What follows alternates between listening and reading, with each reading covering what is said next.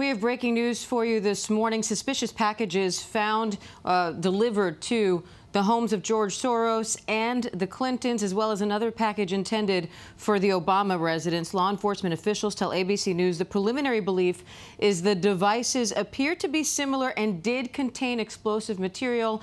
And now we are looking at video of New York City, where CNN offices appear to also have received a suspicious package. Marcus Solis has the latest from Chappaqua, New York, near the Clinton residence. Marcus? And Diane, a local police presence as well as the usual Secret Service detail here on Old House Lane, where the Chappaqua had lived for years. They've owned a house here since 1999, and it is here that a package was addressed to former First Lady Hillary Clinton, intercepted by the Secret Service around 1 o'clock this morning. Now, we're understanding that this is a crude, rudimentary device, a potential explosive device that was found addressed to Hillary Clinton. Nevertheless, she is in Florida, and the Secret Service says was in no danger of actually receiving that package. Now, next to the main house where there is that Secret Service gate, there's another house, a ranch-style house, that is also owned by the Clintons, purchased a couple of years ago as a weekend getaway for Chelsea Clinton and her family. And outside of that house, there is a mailbox that is accessible to the public, and it is unclear whether that item was hand-delivered or actually went through the U.S. mail. We know that 2 days ago, George Soros' explosive device was left there, a pipe bomb, at a mailbox outside of his compound outside his compound there, and it is unclear whether or not this was hand-delivered. That device, in the Soros case, had markings to make it appear as if it was sent through the mail, but authorities believe it was delivered, and it is unclear whether or not that is the case here. Now, we have seen some Secret Service vehicles come and go, as they typically do at this residence. There is a local police presence here as well, but nothing overwhelming, no evacuations of surrounding neighbors. Again, this is a property that the Clintons have lived here for a long time on Old House Lane, and scene of where that investigation is going on after that suspicious device found early this morning. And Marcus, law enforcement officials are telling us that those three devices appear to all be of pipe bomb style construction. Have you been able to get any more details about the device found there in Chappaqua in terms of the device itself or where exactly it was found? Where exactly, we're not sure. It says near the Clinton household. Now, they live beyond the gate here, but again, that mailbox there at the adjacent house is near the Clintons' property, so we're not sure exactly where that device was found. It is believed to be a similar in nature to the one that was left at George Soros' compound, and that was a cylinder, a pipe device that had black powder inside and some sort of trigger. It was proactively detonated by the Westchester County Bomb Squad and the FBI when they arrived on the scene, when they were alerted by local police to that suspicious package. It is unclear if this device was handled differently because it was intercepted directly by federal authorities as opposed to local police in the Soros case. But again, it was found at 1 a.m., the Secret Service saying just by a technician who screens Clinton's mail. Now, it is unclear whether or not maybe someone saw a vehicle drive up to this cul-de-sac at that time of night. As I said, the mailbox is publicly accessible. It is unclear why they would be screening mail at 1 o'clock in the morning. But again, questions to be answered. But the big headline here is that the device was a rudimentary explosive device addressed to Hillary Clinton. As we know now, there are other devices being investigated at other locations as well. Yeah, scary stuff, Marcus. It's Marcus Solis for WABC for us from Chappaqua, New York. Marcus, thank you. I want to check in with Bob BOYCE, the former NYPD chief of detectives. We heard Marcus talking about, the many questions still left to be answered. Chief, can you talk us through what goes on at this stage of an investigation? Sure. Good morning. This seems to be a four-case pattern that's emerging. From what I understand right now, with the information I have, that they're all very similar devices and possibly have all gone to the Postal Service. So right now it looks like it's a black powder device in a pipe bomb. Pretty common with these things. The triggering device, from what I understand, is not very sophisticated. So we're looking at it right now. It could have gone off. That's the whole thing in all these instances. But it looks like the FBI will now take control of this entire investigation, and with the NYPD and other police departments in support of them. That's what I could see right now going forward. You unfortunately have dealt with cases like this quite a bit. What was your reaction in hearing that the devices all appear to be similar and appear to contain explosives? Because of the availability in other states of black powder, it's not surprising at all. But in New York State, you can't get it. You have to go out of state to get this. So there's a lot of forensics, from what I understand, recovered here. I'm not surprised by it. I've had cases before with bombs being sent in the mail or placed in mailboxes. It's not unusual. However, we see more and more of this in today's age, and it's pretty troubling stuff when you think in the mail comes to the mail. Yeah, it is indeed. And now we're hearing of a suspicious package at CNN here in New York. Sections of the Time Warner Center have been evacuated. The police have asked the public to avoid Columbus Circle. What can you tell us about what's going on there? Sure. The NYPD is on high alert right now. They're covering all the locations, media outlets as well as any political issues, the Soros buildings, the Clinton offices. All these things are being covered. They have the ability to do that. These are plans that that the NYPD goes through and does drills for. So this is just covering down on things we normally do in New York City.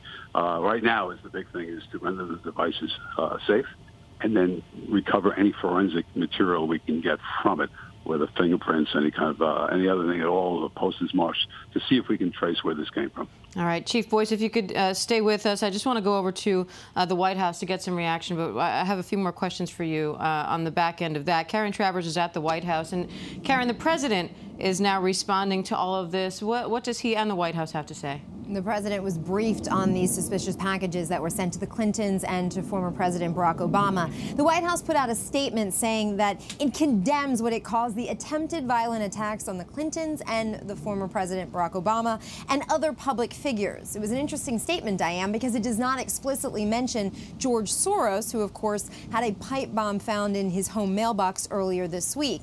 The White House also says that these terrorizing acts are despicable and anyone responsible will be held accountable to the fullest extent of the law. Diane, the Secret Service also says that they are launching a full-scope criminal investigation using all available federal, state, and local resources to find out the source of these devices and whoever is behind it. Diane? And Karen, I know so far it seems like everyone being targeted is on the Democratic side, but is there fear around the White House that there could be more coming and perhaps the president or the White House itself might be in danger? Nothing that they're talking about publicly, Diane. Of course, no mail actually gets here to the White House without first going through a sorting facility. There was that incident a couple weeks ago where 2 letters were delivered to the Pentagon that were thought to contain ricin. Ultimately, it was found that it wasn't. They were addressed to the Defense Secretary, James Mattis, as well as another undersecretary, and there had been a letter that had also been addressed to the president. But these things are all handled at off-site locations, not here at the White House. I will say here, there's no visible signs of any increased security out on Pennsylvania Avenue, just a couple yards away from us. There's still tourists and demonstrators walking about on the street like they normally do. All right, Karen Travers from the White House. Karen, thank you. I want to bring in Steve Gomez, former FBI special agent. Steve, I want you to talk us through the investigation a little bit. What goes into something like this, given 2 of the packages were found in the state of New York, but the one headed for the Obamas was intercepted in D.C., and now we have this suspicious package found at CNN in New York City? Well, given the types of devices in these 3 instances, and we got a suspicious package for CNN, the FBI and the federal agencies, along with the local counterparts, are going to be investigating this, assuming that they are all connected until proven otherwise. I mean, you just have to. I mean, you can't assume that they're not connected, because assuming they are connected, now you can take advantage of as much of the evidence and the information that they are gathering involving each incident and try to figure out if that leads you to a specific suspect or suspect, particularly a specific bomb maker. The fact is, you have a bomb maker out there. Now, it sounds like these devices were potentially able to go off, at least one of them, if not more, and they still have to do the analysis. So the fact is, there is still somebody out there that is making viable bombs, and they are not only having to investigate these situations here, but they also have to think about the potential that there are going to be additional bombs that are going to be deployed out there targeting whoever it is, whether it's additional politicians or other high-profile individuals, or whether it's another news organization. They have to be prepared for anything. All right, Steve, thank you. I want you to stay on the line with us, but I want to jump over to Pierre Thomas, our justice correspondent in D.C., who has some new information on the investigation. Pierre, I understand there is some concern that there could be perhaps other packages out there. Well, the concern is that you had multiple devices that appear similar in design. Again, authorities are working to confirm the connection between the devices to see if that's actually the case. But given the fact that you had so many so far, they're going to look at the possibility that others could be already shipped in the mail or through UPS or however these things were shipped. We don't yet know if it was through the postal system or through some other service, but law enforcement officials are deeply concerned anytime you have packages sent to the former First Lady, former President of the United States, billionaire George Soros, who's also a Democratic contributor. There would be concern ongoing. And Pierre, what are our law enforcement agencies doing at this point to try to confirm that those packages are in fact linked and to try to ensure that there aren't more out there? Yeah, one of the things they do in these cases is they obviously get some of the components and compare them to what they found in the other locations. They will look at whether there was any kind of explosive residue that they can use to try to match the devices. Also, when you detonate these devices, in some cases, in all cases, there are parts left behind. But I'm told by sources that they were able to X-ray these devices to get a sense of what they were, and they kept the photographs of those as well. All right, Pierre Thomas, our justice correspondent from D.C. Thanks, Pierre. And now let's head over to Gio Benitez. Gio is actually in Columbus Circle, where the Time Warner Center, where CNN is located. Gio, set the scene for us if you can. What are you seeing? Yeah, so Diane, let's go ahead and zoom in right here, because you can see this is the entrance to CNN here. And of course, not only is the Time Warner Center, 10 Columbus Circle here, not only is this the home of CNN, but it is also one of the most popular spots in New York City. I mean, this is Columbus Circle. This is an area that so many people come to, so many people travel through here because you have the subway right underneath. And so we have officers and investigators clearly going through here. They have closed off this major street here as they investigate what happened. I want to read to you because we actually got a note from Jeff Zucker. He released this to all of the New York-based employees because, as you know, CNN has many different facilities across the country. The Time Warner Center has been evacuated, he says, out of an abundance of caution as a result of that suspicious package received in the mailroom. So that's what we know right now, that package was received in the mailroom. They are investigating it right now to see if, in fact, it was an explosive like the other ones that we've seen reported being sent to Secretary Clinton and President Obama.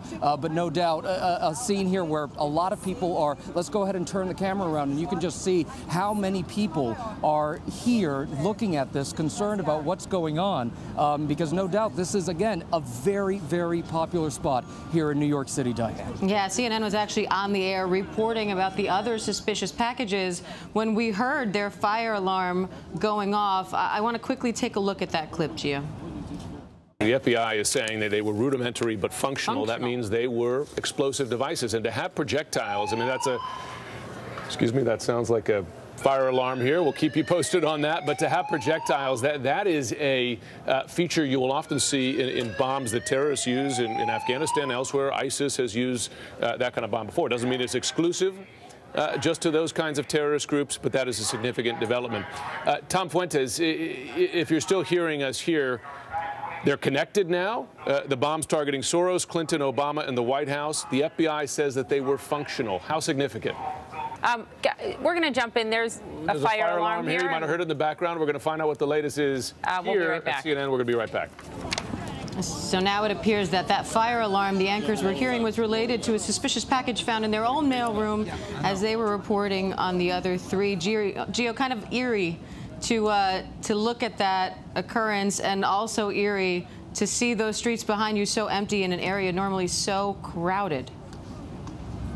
Oh, yeah, absolutely. And when you see over here, I mean, now they're so crowded here because you have this building, the CNN facilities, and some of the shops nearby the CNN facilities, they've been evacuated. So a lot of people have been out there. And right after that broadcast, Jim Sciutto and Poppy Harlow were actually broadcasting right from this street here. And that's what is such a concern here because, you know, listen, I had to walk here because I wasn't sure if the subway was going to make this stop. This is the major stop here right behind me for the subway. I didn't know if it was going to make this stop, and you just saw all of these fire trucks, ambulances rushing to the scene. We are still hearing law enforcement rushing all around here. They're coming from all over the place because this is a very serious situation, a very, very popular spot in New York City, and of course, such a potential threat to a major broadcaster here in this country. All right, Gio Benitez from Columbus Circle. I want to go back over to Chief Bob Boyce from the NYPD. Chief, we're looking at Gio, and you can see that they've, you know, secured the perimeter around the CNN building. But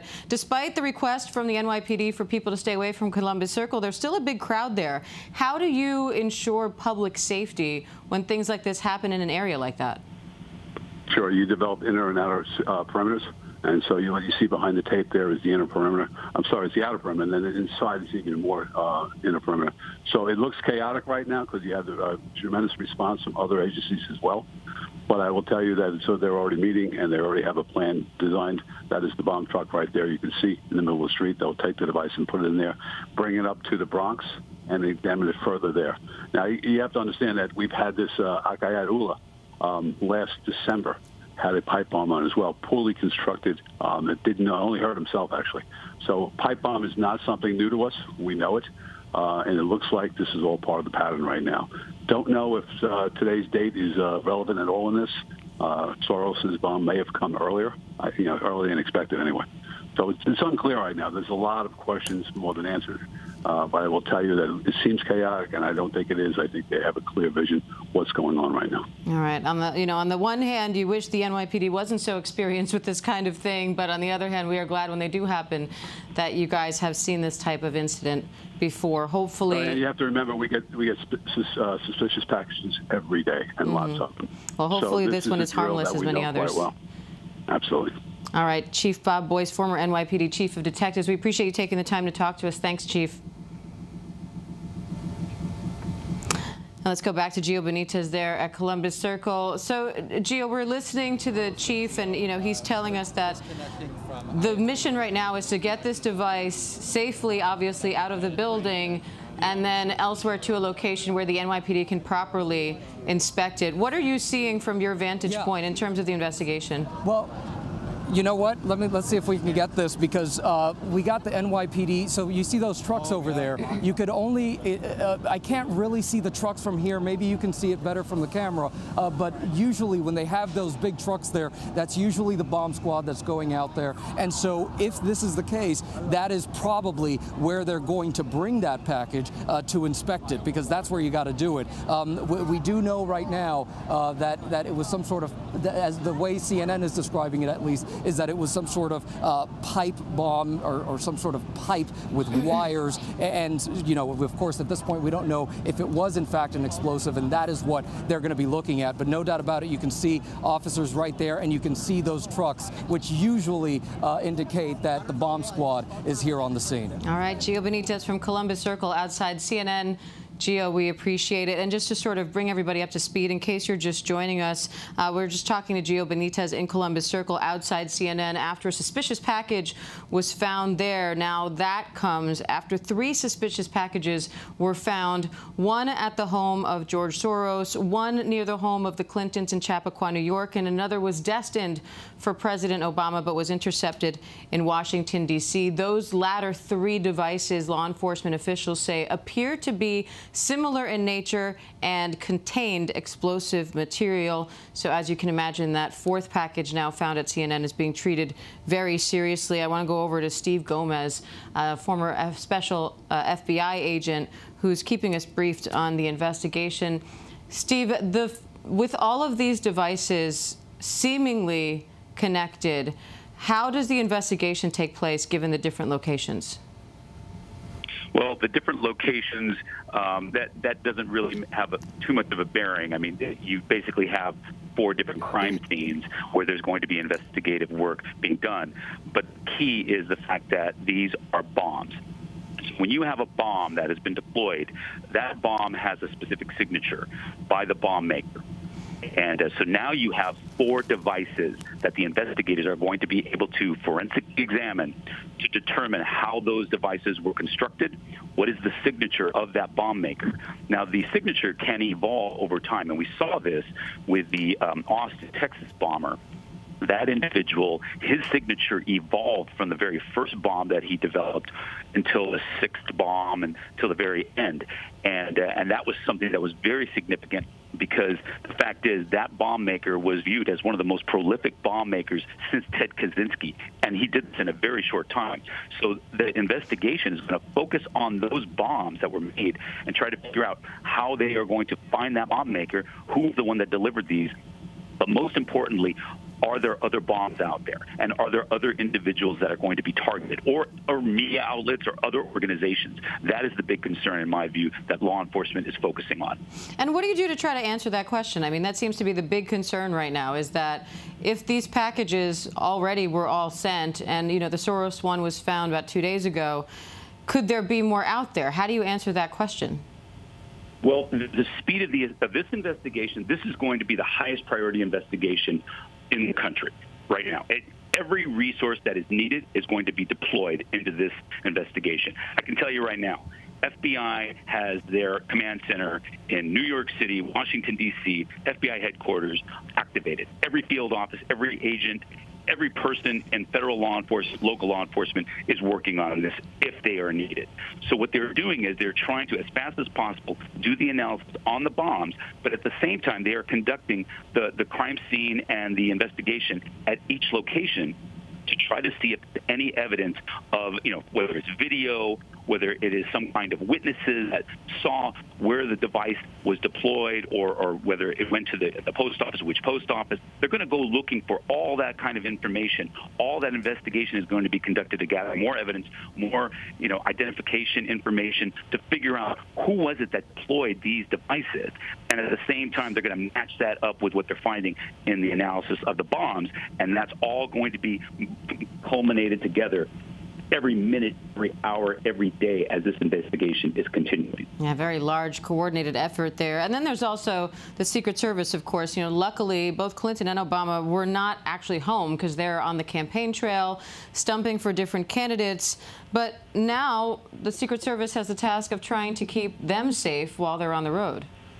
Absolutely. The Secret Service, they've always had a big job. I mean, the Secret Service agents are just some of the most dedicated and professional people out there in federal law enforcement. They sacrifice so much, their families. I can tell you, I've got so many good friends in the Secret Service.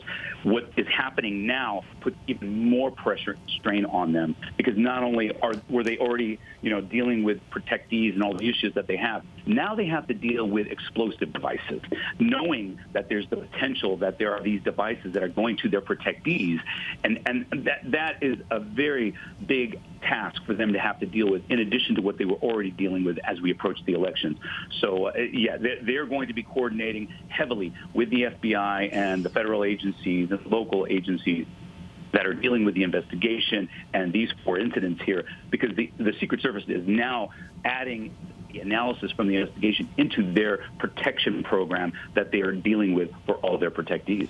Now, the packages that were destined for the Clintons, the George Soros, and CNN all made it to their destinations, but the one headed for President Obama was intercepted, actually, in Washington, D.C. What kind of information can you glean from that package didn't make it to their actual residence? Well, it could be a couple of things. There could be extra screening layers that are placed on any type of mail that is going to former President Obama. So that it could be that.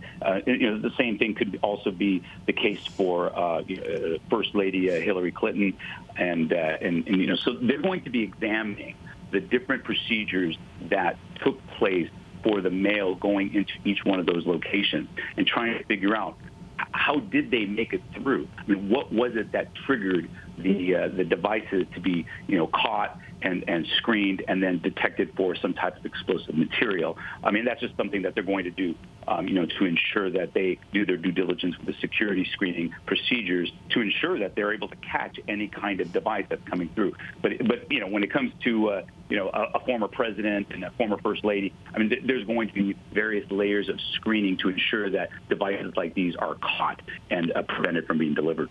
And we're now hearing a statement from the vice president. He says, "We condemn the attempted attacks against former President Obama, the Clintons, CNN, and others. These cowardly actions are despicable and have no place in this country.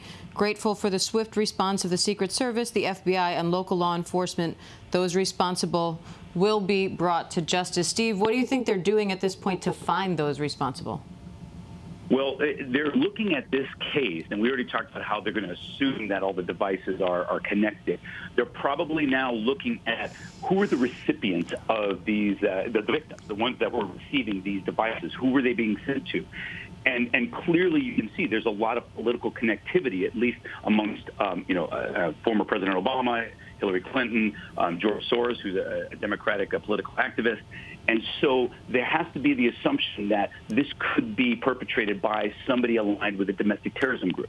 Therefore, it would probably be in the wheelhouse of a domestic terrorism type of investigation. They have to do that. They have to assume that that's the potential because of who these devices were being sent to. And maybe it's not a domestic terrorism type of case. Maybe it's not some kind of individual or group that is trying to influence our political system, especially with the elections coming forward. However, they have to assume, based on the evidence, that that is a potential, and therefore they would conduct the investigation in that manner. So, Steve, what do you think is next for this investigation? Well, they've got to move with lightning speed. Like I said, they've got to figure out what were the materials in these devices and then start to figure out where could they have acquired these materials. Some of these materials may have been acquired in places where you can get it almost anywhere. And so that's going to be a real big issue for them there. This is a huge organizational exercise, as I talk about whenever we deal with these major incidents. They are gathering up as many resources as possible. There are going to be leads and interviews and people. I mean, you're talking about 4 different locations here. So they are going to be interviewing everybody that have had any connectivity to the movement of those packages. And all that information is funneling into the command centers. And as they are getting that information, they're tasking out new leads, more interviews. Agents and analysts are reviewing all this information to try to get to the next step of who is it that did this. We saw a classic example is what happened in Austin, Texas, where there was bomb after bomb after bomb. That became such a high-profile investigation, and they were moving with lightning speed there. It's even more of a priority in this case because our political system is at stake. All right. Steve Gomez, former FBI special agent. Steve, we appreciate the analysis. Thanks. And you heard Steve talk about 4 locations. That's 4 suspicious packages, 3 of which were found in the state of New York, 2 upstate, 1, or in Westchester at least, 1 in New York City. But that 4th package was intercepted in Washington, D.C. That one headed for the Obamas, and Sam Sweeney from WJLA is there in D.C. Sam, what do we know so far about that package? 4 houses down from where the Obamas live, over my left shoulder, back on this block. Well, Diane, we know it was intercepted before it came to the Obamas' residence here in the Calorama section of Northwest Washington at Joint Base Anacostia Bowling. That's a military facility on the other side of town from here, and it was shipped there overnight last night. It was discovered early this morning when they were doing routine screening. I'm going to step out and you can see what's happening here at the Obama, in front of the Obama residence right now. Secret Service here on the scene, but this is normal. This street is always blocked off with these barricades. Neighbors have to show ID before they go in, and it's been relatively calm all morning. We were one of the first ones here, and the Secret Service was pretty surprised to actually see us show up. Now there is a very large media presence here, but no FBI here, no ATF, no ongoing investigation that you can see because the package never arrived here. The Secret Service at this hour telling us the former president was never in any danger as this package never came to this house. It was discovered overnight at that screening facility. But all calm here at this hour. We're going to continue to keep a watch on this situation. We'll update you as we get new information. And Sam, I know the former president rather, was not home because he's traveling on the campaign trail. Do you know if anybody else from the family was? No, we haven't been able to get any of that information. The Secret Service agents who are always here protecting the home and the neighborhood. And we should also mention that Ivanka and Jared live just about a couple of hundred yards away from this area. They are always in this neighborhood, and they haven't been releasing any information about who was in the residence at the time. All right, Sam Sweeney from WJLA in D.C. Thanks, Sam. We want to go over to Rob Nelson from WABC. Rob is in Columbus Circle outside CNN there.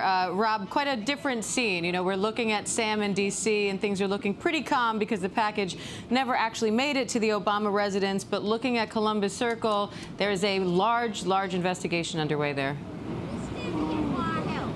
Absolutely. And for folks who may be watching who are not familiar with New York, let me just paint the scene here. This is really the middle of Manhattan here. This is the sprawling Time Warner Center, home to so many shops and restaurants and stores, also home to the headquarters for CNN. And what we understand right now is about 9:40 this morning, someone in the mailroom of CNN discovered some kind of suspicious package. They believe now it was some kind of pipe bomb, some kind of metal pipe with wires coming out of it. That obviously set off alarm bells inside the building, and within minutes, an alarm sounded in the building, and hundreds of folks, workers, including CNN people, were escorted out of this building. All of them were evacuated. No time frame just yet as to when they will be allowed back in the building. There is a heavy police presence here. Security guards inside the building help to get everybody out. No time frame again for when they will be allowed back in. We also understand that literally when word spread about the kind of package that had been found, CNN was on the air at the time. An alarm went off right in the middle of their broadcast, and everyone had to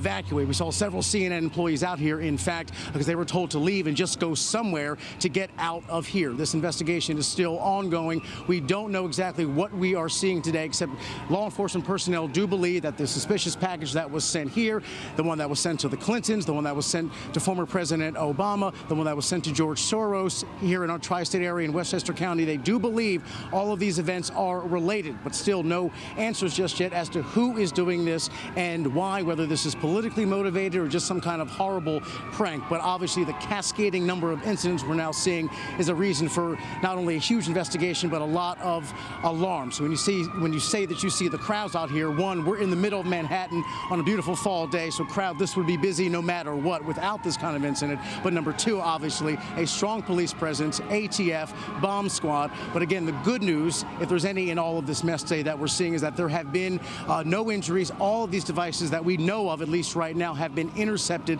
by law enforcement or Secret Service, so they've not actually made it to their destination or detonated or caused any kind of harm to the intended target or to anyone who is handling those packages along the way. But New York is always certainly an energetic city. You never know where it's going to get in New York, but this is certainly beyond the scope of what anyone expected on what was supposed to be a routine Wednesday morning. Now, multiple locations in the tri-state area. We are now wondering who sent these packages, why they did it, and there is a massive, sprawling investigation in New York and in the burbs, and of course, as you heard in your last report, in the nation's capital as well. We should also point out we're getting early reports that there may have been a similar package sent to Governor Andrew Cuomo, the governor here in New York. We're working to confirm that now. So this is an escalating and cascading situation with very few answers at this point, but plenty of questions. For now, though, we're live here in the middle of Manhattan, outside the Time Warner Center. Rob Nelson, Diane, back to you. Rob, thank you. Still a very developing story, as you can see. Rob, thanks for the update. And just to sort of paint the picture, what you're looking at where Rob was standing is just outside the main entrance of the Time Warner Center. There's a shopping mall there, lots of restaurants, etc. But let's go back over to Gio, who's outside the main entrance to CNN. Specifically, you can see the NYPD coordination there as they try to get this device out of the building. Gio, what's the latest? Well, Diane, we've also just seen some bomb-sniffing dogs go through here, some canine units go through here, and more officers just getting into the area here. Now, if we can go ahead and zoom in, we've been talking about these trucks that are there. This is probably where they are going to take this device once they take it out of the building. We believe at this point they still have it in the building. We don't know just yet, but we know that those trucks are out there, and usually that indicates that those are bomb squad trucks there. Now, Jeff Zucker here, the president of CNN, has just sent out another note saying we continue to remain on alert in New York. He sent this to CNN employees. The NYPD is currently in the building assessing the situation. I can confirm that we have checked all of our bureaus worldwide and have found no other devices at this time. So again, they've been looking at other, Rob Nelson was talking about a potential suspicious package being sent to Governor Cuomo. At this point, CNN has checked and says that they do not have another suspicious package at any of their other facilities, just the one here in New York. But if we can just look at here, you can see, I don't know if the camera can see all of those officers standing by. That is the entrance to CNN. That is usually where CNN employees go in, going into work. And so, and no doubt about it, when you're looking at this crowd around us, if we can get the camera to just turn over, just so you can see what's happening here. Obviously, a ton of media here watching from the street, from this angle, but you could also see all of the people that have just stopped here in New York City. And we continue to see more and more ambulances, fire trucks, law enforcement cars running through here with those sirens blaring. And so many people are just concerned about what is happening out here right now, Diane. Understandably, Gio, thanks. I want to bring in Aaron Katursky, WABC Radio, who has some updates on the investigation. Aaron, what do we know so far? We know so far that it was just after 9:30 this morning when the NYPD received a 911 call from inside the mailroom at CNN. That's where an employee said that he found a suspicious device, what appeared to be a small pipe bomb. And we're told that that device is similar to what was found at the homes of the Clintons, the Obamas, and the financier George Soros. So it appears, and the working assumption from law enforcement now, is that all of these devices are similar, and they're, of course, now working to find any clues to see if they can trace the origin.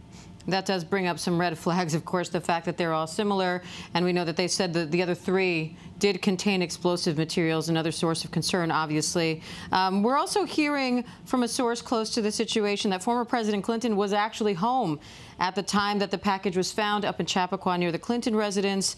They do stress, though, that the package was screened and discovered away from the residence, so it was never close. But, some of these packages did reach their destinations. The one headed for President Obama did not, but the other three apparently did. So, Aaron, what do investigators do from here to try to make sure there aren't more out there? Well, they are certainly scrambling, and that's what is so troubling about when you hear things that are sent through the mail or at least delivered to mailboxes. You don't know how many more may be out there. It's a situation that was unfolding in Austin. But now the authorities are racing to make sure that any Secret Service protectees are going to be get some extra attention, particularly those that have been linked to the ones that are already out there.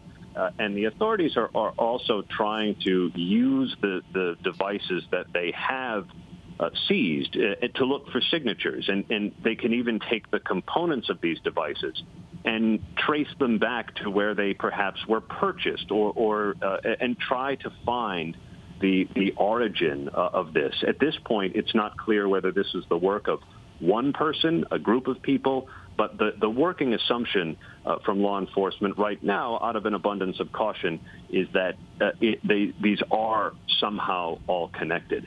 And we are seeing, a huge police presence outside the Time Warner Center where CNN is located. The big goal right now seems to be to get this device out of the building safely so then the police can properly examine it elsewhere. Any developments on where they are in that process?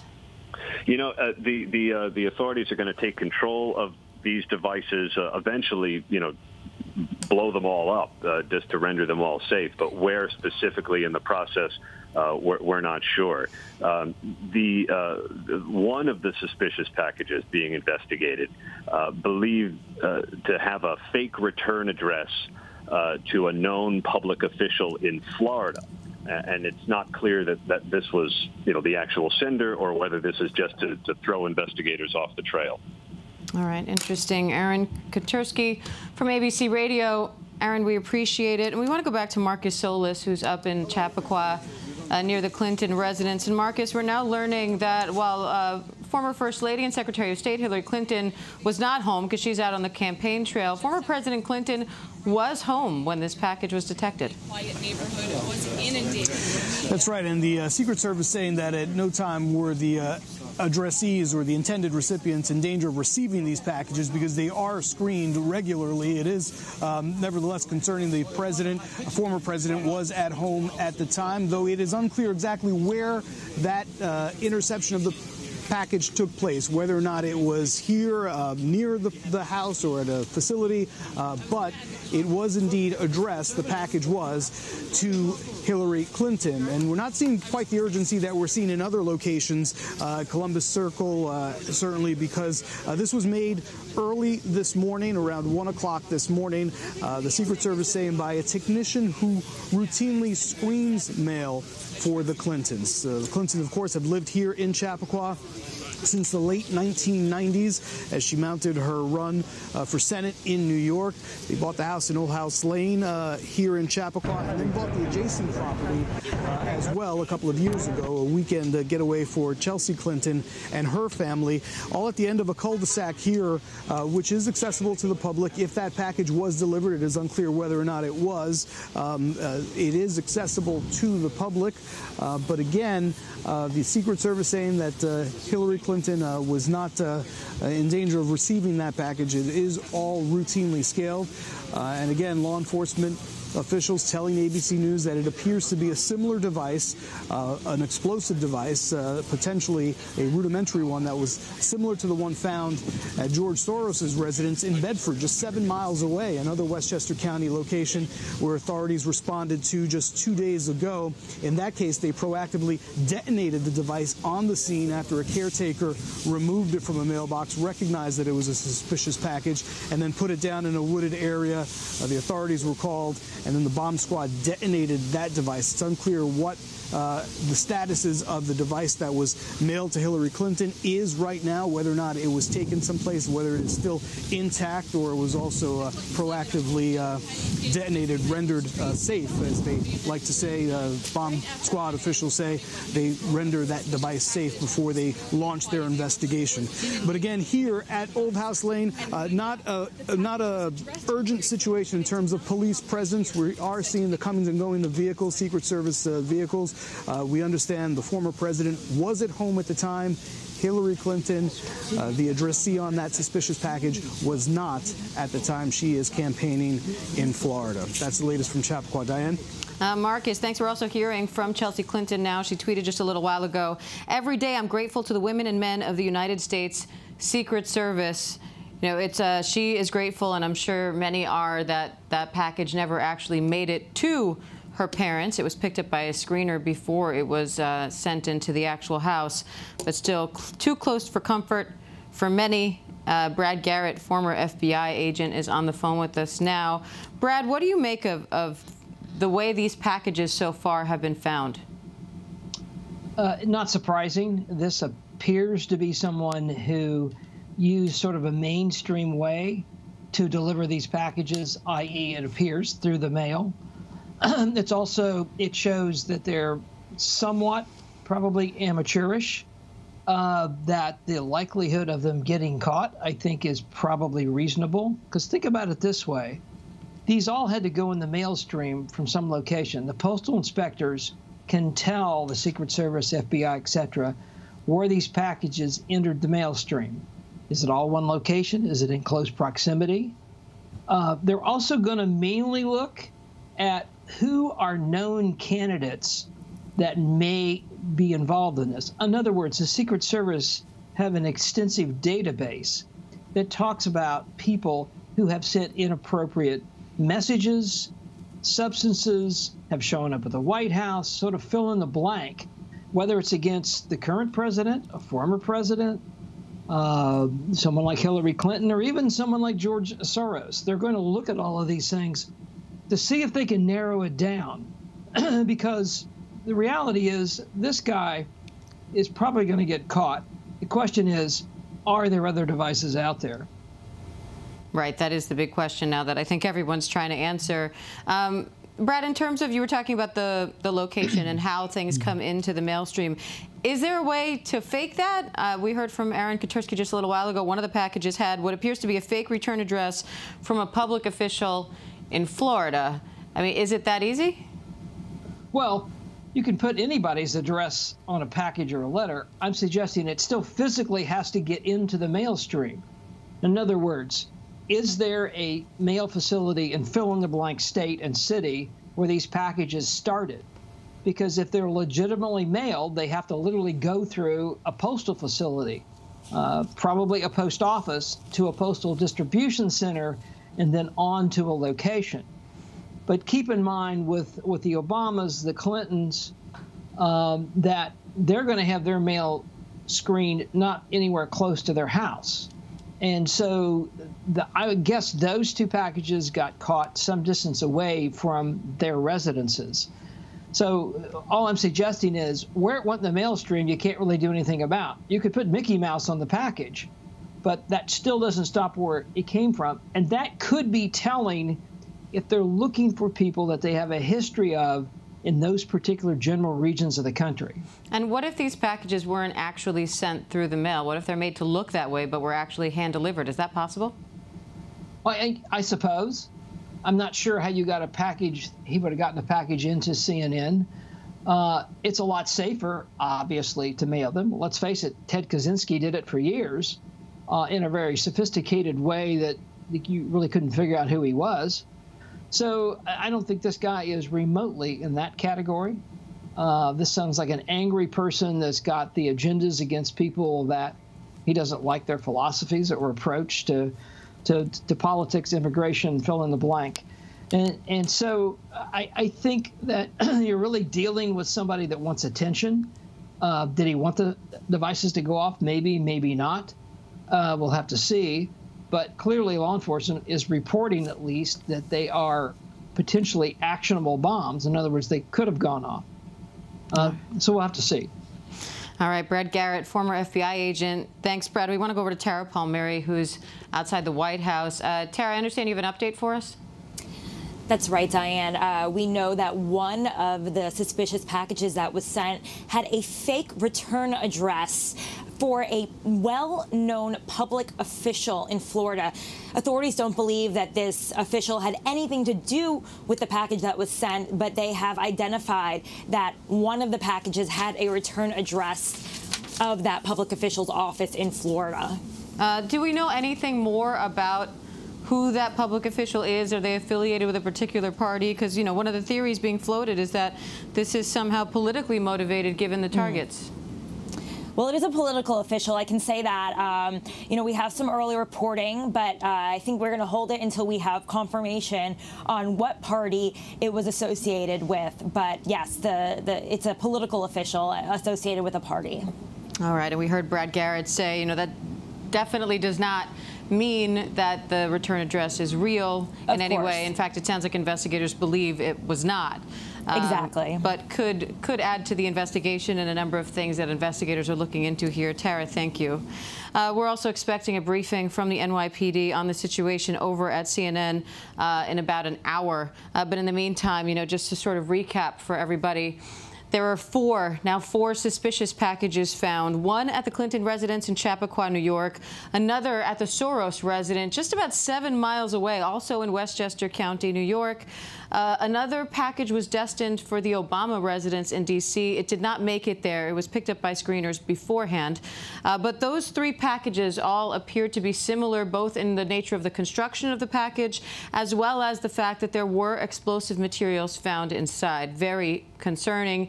Now a fourth package has been found in New York City at CNN, where they have cleared the building there out of precaution, and the FBI and NYPD are now on the scene trying to get that package out. Maggie Rulli is in Columbus Circle there outside CNN. Maggie, what's the latest? Well, Diane, just to give you an idea of how much the city's on lockdown right now in this area, if you take a look around, there's a heavy police presence going on. This area is known as Columbus Circle, and the building you see just behind me, so is the Time Warner building, but that is what houses CNN. So CNN headquarters are in me behind that building. It has all been evacuated now, and not just CNN, but everyone really in that building. I walked past, there's a Whole Foods in the bottom of that building, one of the largest in the city, completely evacuated. All of the workers were outside. On the first floor, there are tons of shops inside that building, also evacuated. And what's sort of scary, Diane, is that I spoke with some of those workers in Whole Foods and in those shops, and they said they never heard an alarm, they never heard an alert. All they heard was people yelling, "Get out, get out." And so they actually had to run up, whether it was from the basement or from the first floor down from those upper levels out into this area now, and everyone's just waiting. You can see there's police tape that has been set up, sort of blocking off a lot of the areas. But interestingly enough, outside of that is now where all of the onlookers have come to sort of watch what's happening. So while the building is on lockdown, if you look over to my left, there's a large crowd of New Yorkers that have gathered. But I should point out that many of them are some of those workers that are waiting to find out when they can go back inside that building, because right now, again, on complete lockdown, no one's allowed back inside. Jeff Zucker, the head of CNN, even telling employees if they want to leave the area, they can leave the area, just stay in contact with some of their colleagues, but right now no one's allowed back inside. The NYPD inside the building right now trying to investigate that situation, make sure that there's no other packages as well. So it's very tense out here right now, but people have been remaining calm and are just waiting to see when they'll be allowed back inside. And Maggie, we heard a little while ago that there may have been a suspicious package at Governor Cuomo's office. We're now hearing from Aaron Katersky that law enforcement officials have called that back, saying no suspicious package at Cuomo's office, and Cuomo's office is also confirming no suspicious package there. So right now we're still looking at 4, but of course one of the big fears is, what if there are more out there? Exactly, Darren. That's a big fear right now. And right now, as you mentioned, there's kind of a lot of confusion. And that's even people we speak to say one of the biggest problems is they just don't know what's happening, and no one does. The authorities are trying to get to the bottom of this, but this is all happening at a breakneck pace. Again, many of these packages were just discovered very early this morning. The one inside this building just a few hours ago. And so people are trying to get to the bottom of this, reminding people to stay calm. CNN, out of an abundance of caution, said they evacuated the building, also checked all of their other bureaus across the country. Jeff Zucker announcing that none of the other bureaus for CNN had found any suspicious packages there. So at least that's a small answer, but it's not a very big one considering how many people are on edge right now and very cautious, just making sure that no one goes back inside that building in case there are more packages, in case, God forbid, an explosion happens as well. And so they're definitely on call, but authorities are reminding people to stay calm, saying they're on top of the situation and trying to make sure that the #1 priority is that everyone remains safe. Yeah, that is always the key. And, so far what we know in terms of CNN is that package was found around 9:30 in the morning in the CNN mailroom by a mailroom employee who then reported the device. And law enforcement officials are saying this one was similar to the other 3. So, it's lending more evidence to the possibility that all 4 of these are connected, Maggie. Exactly, and that's what's so scary here. Had a very similar makeup. They had a very similar outside even. They're calling it a yellow package is the latest that we're hearing, and inside as well, something that looked similar to a makeshift pipe bomb. But again, these are all very preliminary findings. They have not 100% linked all of the packages, but what we're hearing is that they do seem to be similar, so that's why everyone is operating out of this abundance of caution right now, making sure that there's not more packages out there, making sure that everyone who was inside that building remains outside the building until they can clear it and make sure that something terrible doesn't happen.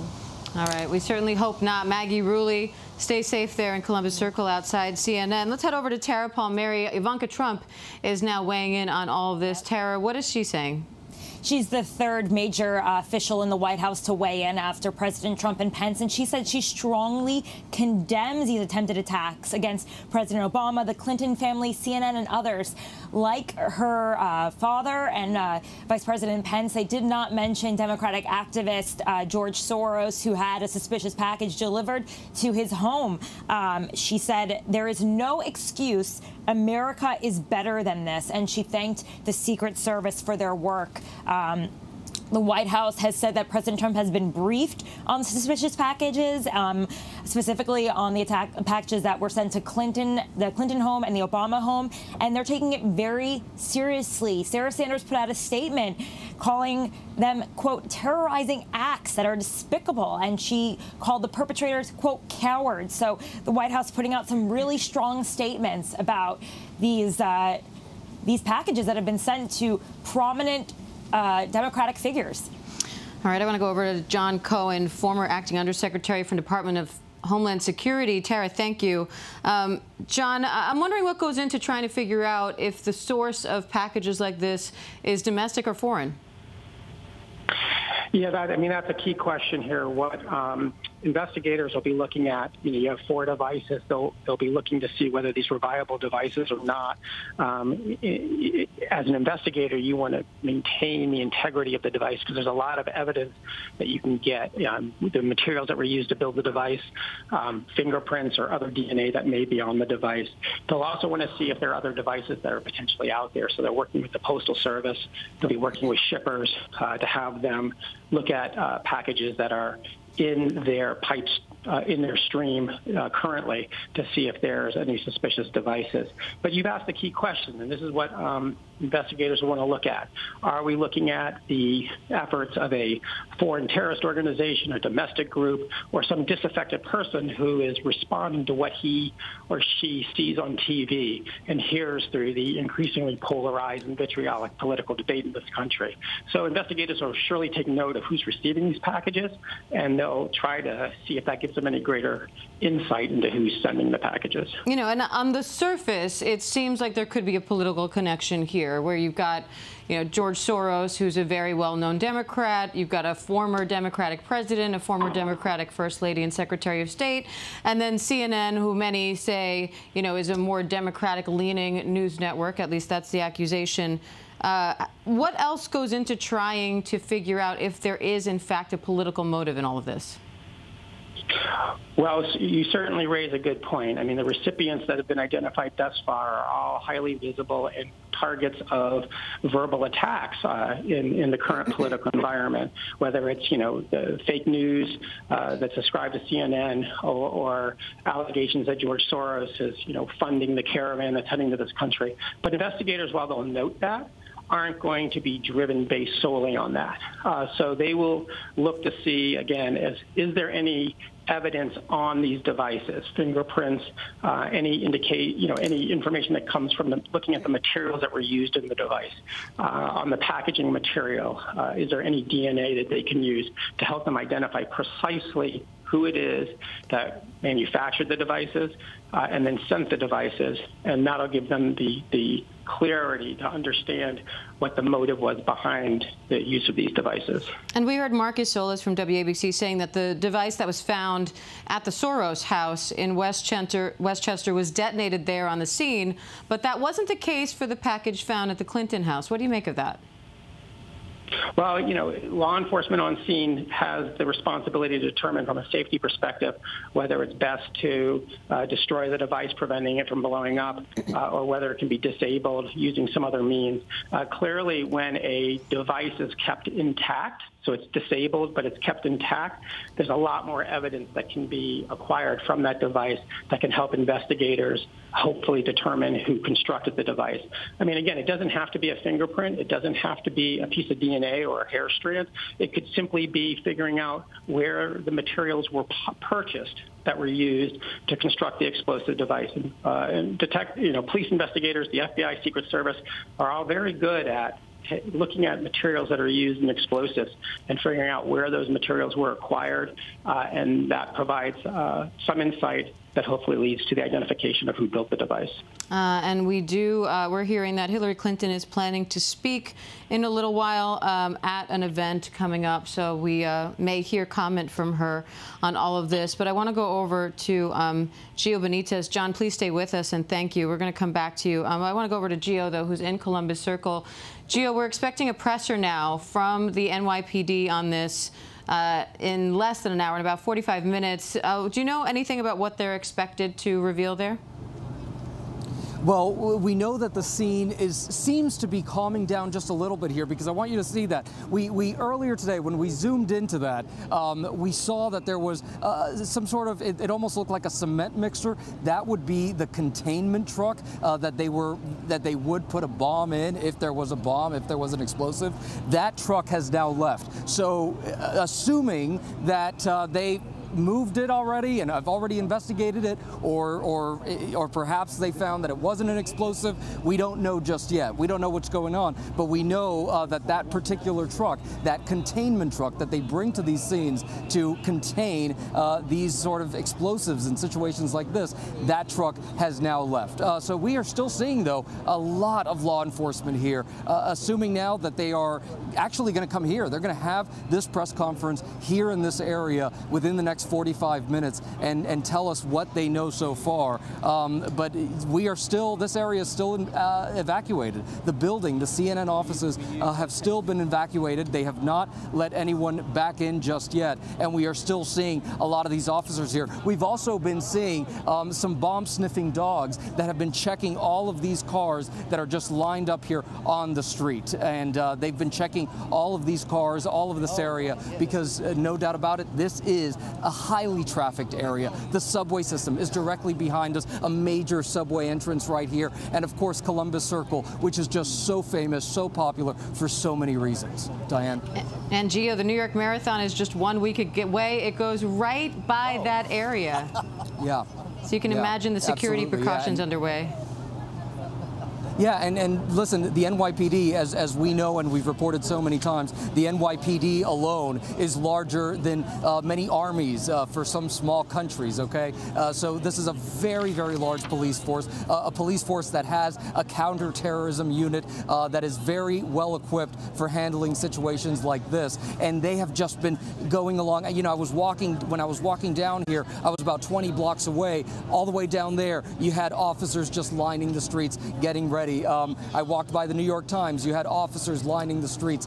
They are taking this very, very seriously. Yeah, we heard the former NYPD chief of detectives saying, we have dealt with this many, many, many times before. Whether you consider that a good thing or a bad thing, at least you can say the NYPD is certainly experienced in dealing with a suspicious package. Gio, thanks. I want to go back over to John Cohen, the former acting undersecretary at the Department of Homeland Security, because, John, we heard a little bit earlier there were reports out there that may have been a suspicious package at Governor Cuomo's office. We're now hearing that is not the case. No package found there. We also heard of a possible bomb threat at Debbie Wasserman Schultz's office.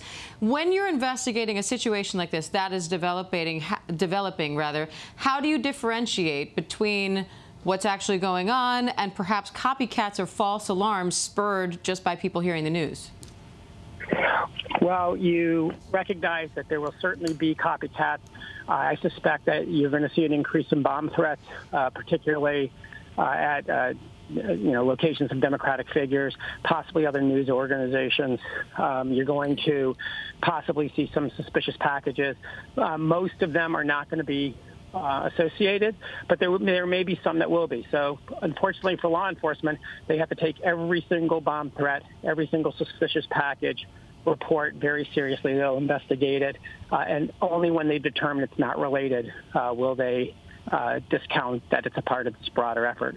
Yeah, we are getting a number of reports of suspicious packages, being investigated now. But, it seems like one of those things where at this point you just have to be as careful as possible, even if you may end up having to deal with a number of false alarms. That's exactly right, and that's the attitude police will be taking, not only in New York, but probably in Washington and other major cities. They're going to, hopefully, the Department of Homeland Security, I'm sure the FBI has put something out to local law enforcement already, maybe even the Secret Service, and police departments will be alerted to the fact that if they get suspicious package calls, particularly around specific types of locations of government offices or elected official offices or news media locations and bureaus, they're going to take them very seriously, and they're going to fully investigate them. And when you have a situation like this, this person, obviously, whoever they are, could really be anywhere. Are there any precautions that go into place at this stage in the game to try to prevent someone from possibly leaving the country after doing something like this? Yes, but again, those would be dependent on having some level of identification of that person. It's kind of hard to prevent somebody from leaving the country if you don't know who they are. That said, Customs and Border Protection works very closely with other federal law enforcement organizations and in situations such as this to prevent. But do you expect, any extra security at, say, the airports, for example, as a result of this? Airport security officials will be alerted, and you may see an increase in security at airports. Customs and Border Protection will be taking a close look at people who are booked to fly out of the country today. You're going to see increased security around special events, particularly where you have not only these figures who receive these packages, but other high-profile figures. We're in election season, right? So we have elected officials out there campaigning all over the place. That's going to create quite a challenge for local law enforcement, who will have to consider whether they increase security around those events. Yeah, I bet. They definitely have their work cut out for them. John Cohen from the Department of Homeland Security. John, we appreciate the analysis. Thank you. And I just want to guide our viewers that in the top right corner of the screen now, you're taking a look at an NYPD bomb squad truck. That truck now has the device that was delivered to CNN inside it. That will then be taken off the premises so that the NYPD can properly inspect it and then, we presume, detonate it so that it is no longer a threat to anyone. Gio Benitez is in Columbus Circle. Do we still have Gio there? So Gio, we just saw what looked like that bomb squad truck with the device inside. What are you hearing? Yeah, so that particular truck, that's the truck that I was talking about that was here, and we saw a large group of law enforcement exit the building and go toward it, and then we saw that truck leave. So that is the truck that the bomb squad uses to make sure that they contain any sort of device, any sort of explosive device in situations like this. We've been talking, of course, about the NYPD being so well equipped in situations like this. That is what they're doing, and so we have that live chopper video following that truck as it leaves Columbus Circle here in Time Warner Center. And that is perhaps why they have scheduled that press conference to happen right here just within the next half hour to 45 minutes because they know that that truck has left and that device has also left the building. And we know that the president of CNN, Jeff Zucker, has said that they have looked at the other CNN facilities across the world, across this country and across the world, and they have not found any devices or any suspicious packages at those offices. So right now, at this point, we're just talking about the Time Warner Center here, home to CNN's New York offices, and so many shops, so many different restaurants, so many different tourist attractions, quite frankly, here in Columbus Circle. And Gio, I know we're going to learn more at that press conference, but do we know anything right now about where they plan on taking the device or what exactly they plan on doing with it once they get it to the location? Well, what they're going to do is that they're going to make sure to investigate every little inch of it, because we know at this point, Tara Palmieri over at the White House has been reporting that at least one of the packages had that fake return address. So they're going to be looking to see if there's any clue as to who possibly sent this. If that fake return address was the only sort of clue on there, that's obviously not enough. So now they're going to make sure to look at every little bit of that and to see what the materials were that were used inside that for that device. All right, Gio Benitez from Columbus Circle. Let's bring in Mike Levine in D.C. Mike's from our Justice team. Mike, we heard Gio there talking about, what the investigation looks like from the NYPD side. What can you tell us about the federal side of this investigation? Listen, I think everyone from the top of the counterterrorism division at the FBI, all sorts of federal officials are certainly working this hard. They aren't answering their phones. I can attest to that personally. And, certainly they're trying to find out two things, right? As Gio has said, are there still other packages out there? Who else might be in danger? And, of course, who is behind this? And those are two different threads that different parts of the U.S. counterintelligence and counterterrorism system are chasing right now. It seems like the two key components, obviously there are many, but the two main ones is the similarity in these devices. It seems all four seem to have a similar construction. We know at least 3 of them did contain explosive materials. What do you make of that? You know, this is certainly being treated as a real threat, as not just someone trying to send a message, but also potentially trying to injure someone. So it's hard to tell exactly what the motivation was here. We don't know anything about the sender beyond that there were these fake return addresses. As far as I can tell, there were no notes or messages put in with these packages. So again, we don't know what the motivation is here, aside from potentially injuring someone. You know, the other part of it is sort of the political ties. You've got, George Soros, who's a very well-known Democrat, obviously Hillary Clinton and President Obama, same camp, and CNN often accused of being more left-leaning. What do you make of those ties? Is it possible this is political, and how do investigators go about confirming that? Well, I mean, I think to your point, all of those things are clearly connected. You have the return address to a known political operative, to a known public official in Florida. We're being told it's a Democratic official. So certainly there seems to be some sort of political tie here. We are 2 weeks away from the midterms. That can't be overlooked either. So I would imagine that authorities at some point will say that politics played at least a role. And on that note, they sent the package to the Clinton residence in Chappaqua, New York. The former president, Bill Clinton, was home. Hillary Clinton, however, as you mentioned, is on the campaign trail. We actually have a live picture of Coral Gables, Florida, where she is campaigning for Donna Shalala. And we are expecting to hear from the former First Lady in just a few minutes. It's possible that we may hear her comment on all of this. But, this all puts a big sense of responsibility on the Secret Service, even more so than usual, to try to establish security, as a lot of these, not only those involved in this incident, but a lot of other strong, political figures are traveling on the campaign trail because we're so close to the midterms. Yes, I would imagine that the Secret Service's response to that would be, listen, this is what we do every day. We assess threats, we respond to threats, and we do everything we can to protect the people, our protectees. All right, Mike Levine there from our Justice team. Mike, thank you. And let's go over to Tara Palmieri at the White House. Tara, we got a retweet from the president. Right. What is the president saying now? Well, he is retweeting the vice president's tweet condemning these attacks. He said, I, quote, wholeheartedly agree. And let's go back to what the vice president said. He called them cowardly attempted attacks that are despicable and have no place in this country. He addressed that they were against Obama, the Clintons, and CNN, again, leaving off Democratic fundraiser George Soros. And this is obviously was followed by Ivanka Trump. We had Sarah Sanders earlier, but we're also hearing from Mitch McConnell, who is the House Senate Majority Leader, and then Speaker of the House, Paul Ryan, and both going pretty far as well, both using the words McConnell saying attempted acts of domestic terrorism. That's the first time we've actually heard the word terrorism used. Paul Ryan saying that there was an attempt to terrorize public figures. He condemned the attacks as well. You heard from Sanders also calling them these terrorizing acts are despicable. So, as we get more information, we're starting to hear this being described as a domestic terror attack. And just a few minutes, we expect to hear from the former First Lady and Secretary of State Hillary Clinton at that campaign event in Coral Gables, Florida.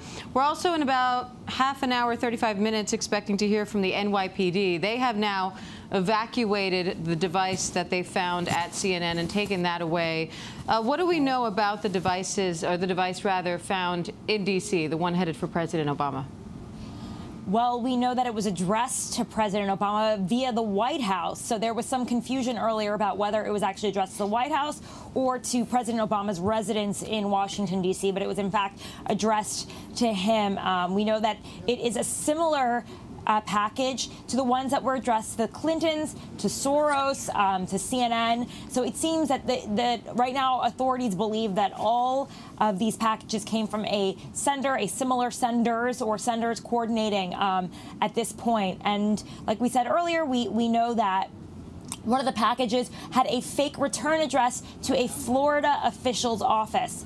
And we're getting more reporting on that. Hopefully soon we'll be able to say who this fake address belonged to. Again, like I said, it's not actually their address, but it might give us some more clues about who was behind this. Yeah, it might indeed. Let's check in with Mike Levine on that. He's on our justice team.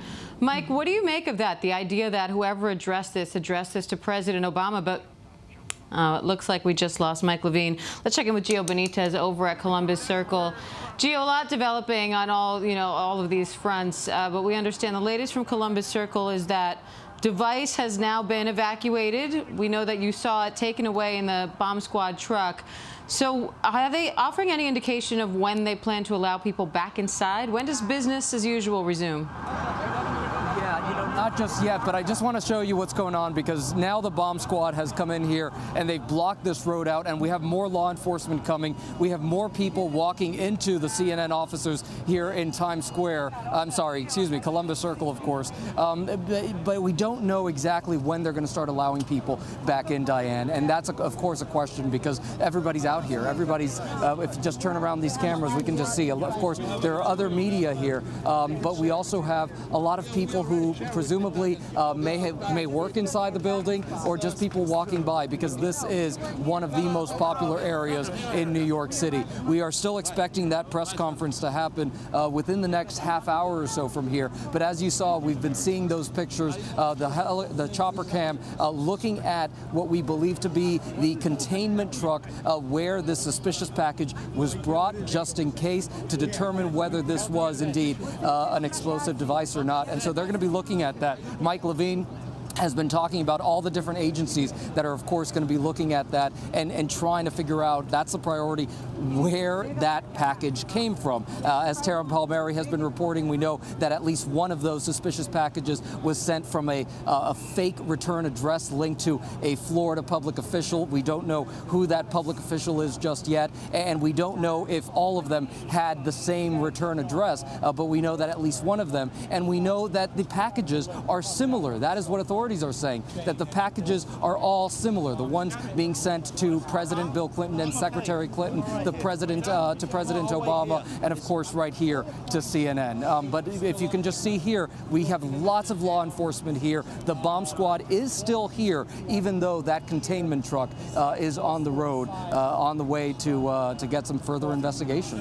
All right, Gio Benitez from Columbus Circle. We also are just getting a tweet in from Sunrise Police in Florida saying at this time they're investigating a suspicious package in the area of Northwest 8th Street at Sawgrass Corporate Parkway. There have been no reports of any other incidents or suspicious packages at any other venues within Sunrise, they say, and this appears to be tied to the reports of a possible bomb threat at the office of Debbie Wasserman Schultz. So we're also watching that. But in the meantime, I want to head over to ABC's Chris Donato, who's traveling with Hillary Clinton in Coral Gables today. We're waiting on the former First Lady and Secretary of State to speak at this event where she is on the campaign trail and wondering whether or not she will speak. Let's head over to Gio. Gio apparently has some news for us. Gio? Yeah, you know, all of our phones just went off here because because it knows that we're here in this area, and it says emergency alert. The suspicious device on West 58th Street and 8th Avenue was safely removed by NYPD bomb squad. So that is the confirmation that we've been looking at. We've been seeing that video of the truck traveling through, and we believed at that point that some sort of device was taken in that truck. We now have confirmation through this emergency alert that was just sent to all of the phones here in the area that in fact it was safely removed by the NYPD bomb squad. One, what a relief, and two, very interesting, great technology that they automatically detected and sent out that message to people immediately in that area. Yeah, absolutely. And this is the first time I've seen any message quite like that. We usually get those messages for weather alerts and hurricane warnings and things like that. This is the first time I've ever seen an alert like that sent to the phones here. All right, pretty cool. Gio, thank you. Now let's check in with Chris Donato, who's traveling with Hillary Clinton. She, again, is on the campaign trail in Coral Gables, Florida, campaigning for Donna Shalala down there. Expected to speak in just a few minutes. Chris, what's the latest from there? Hey, good afternoon. I've been on the trail this week in Florida. I've covered former Vice President Joe Biden and his events across Florida. Both Biden and the former Secretary of State and First Lady both have Secret Service protection. But ever since the news came out of this possible bomb being intercepted after being addressed to Secretary Clinton at home, the security around the Hillary Clinton event has been dramatically increased. You know, the past couple of days with the former vice president, you know, it was just a kind of walk-in event. Hi, great, thanks for coming here. You know, the Secret Service is here. But it wasn't a big, we're going to inspect all of your equipment. There weren't shutdowns around the venue. Today, that's very different. You know, the roads around the venue where Hillary Clinton will be speaking at any moment now are closed. There are police officers on the sidewalks, Secret Service agents on the sidewalks. They had the Secret Service dog come in and sniff the entire venue to make sure there were no possible devices inside the venue and inspect all of our equipment. So a very different scene today over the past few days. Yeah, I imagine you're going to be seeing that not only at that event, Chris, but at probably all of the big political events going forward. And just ahead of the midterm elections, there are many. There are many. And also, I want to mention that the former DNC chairwoman, Debbie Wasserman Schultz, is scheduled to be at this event that Hillary Clinton is speaking at. I was just in the venue very briefly. I tried looking for her and didn't see her. No word on whether she is actually coming to the venue or not after that possible scare at her office. But as you said, there are a lot of events between now and Election Day in 13 days. Later today, there's the Florida governor's debate. And, you know, they're already doing a full media blitz tomorrow for all the campaign events they have scheduled across the state and across all the other races as well. All right, Chris Donato, they definitely have their hands full. We know you do, too. Chris Donato is one of our producers traveling with Hillary Clinton at the moment and hitting the campaign trail all around as we build up to the midterms. Chris, thank you. And just to sort of set the scene for you, for anybody just joining us and sort of recap what's going on, we are looking at 4 suspicious packages found in the last few days, most of them today. The first device was found at 3:45 p.m. on Monday. That was in Westchester County at the home of billionaire philanthropist George Soros. Late on Tuesday, a second device was found addressed to former First Lady Hillary Clinton at her Chappaqua home. That ended up being intercepted by a mail screener at the home at around 1 o'clock in the morning. Then a third package containing a suspected explosive device was intercepted early Wednesday morning, addressed to former President Barack Obama. That was also intercepted, but, you know, in D.C. at a separate location away from the Obama residence. And now a fourth suspicious package was discovered at around 9:30 this morning at the Time Warner Center in Columbus Circle, New York, in the mailroom of CNN. That device was addressed to former CIA Director John Brennan at the CNN address, according to a law enforcement source. And Brennan is a contributor there. Now, we saw the NYPD just a little while ago remove that device from the building, take it away in the NYPD bomb squad truck, and presumably take it to a safe location where they can inspect it and then detonate it safely. But you can see the area near Columbus Circle is still on lockdown, and of course so many questions still left to be answered. Aaron Kutursky from ABC Radio is keeping track of it all for us. Aaron, what are the latest developments in all of this? Well, I think you've touched on the very latest in the NYPD removal of the CNN device on its way up to the Bronx to be detonated. But no doubt that before the FBI in some cases, or the NYPD, whatever bomb squad is handling whatever device, they have searched the components and tried to understand how the devices were built, whether the person who built them, if it is indeed one person, left any kind of a signature that they might be able to exploit in order to try and again, trace the origin. The authorities are convinced at this point in the investigation, that all of these devices are related.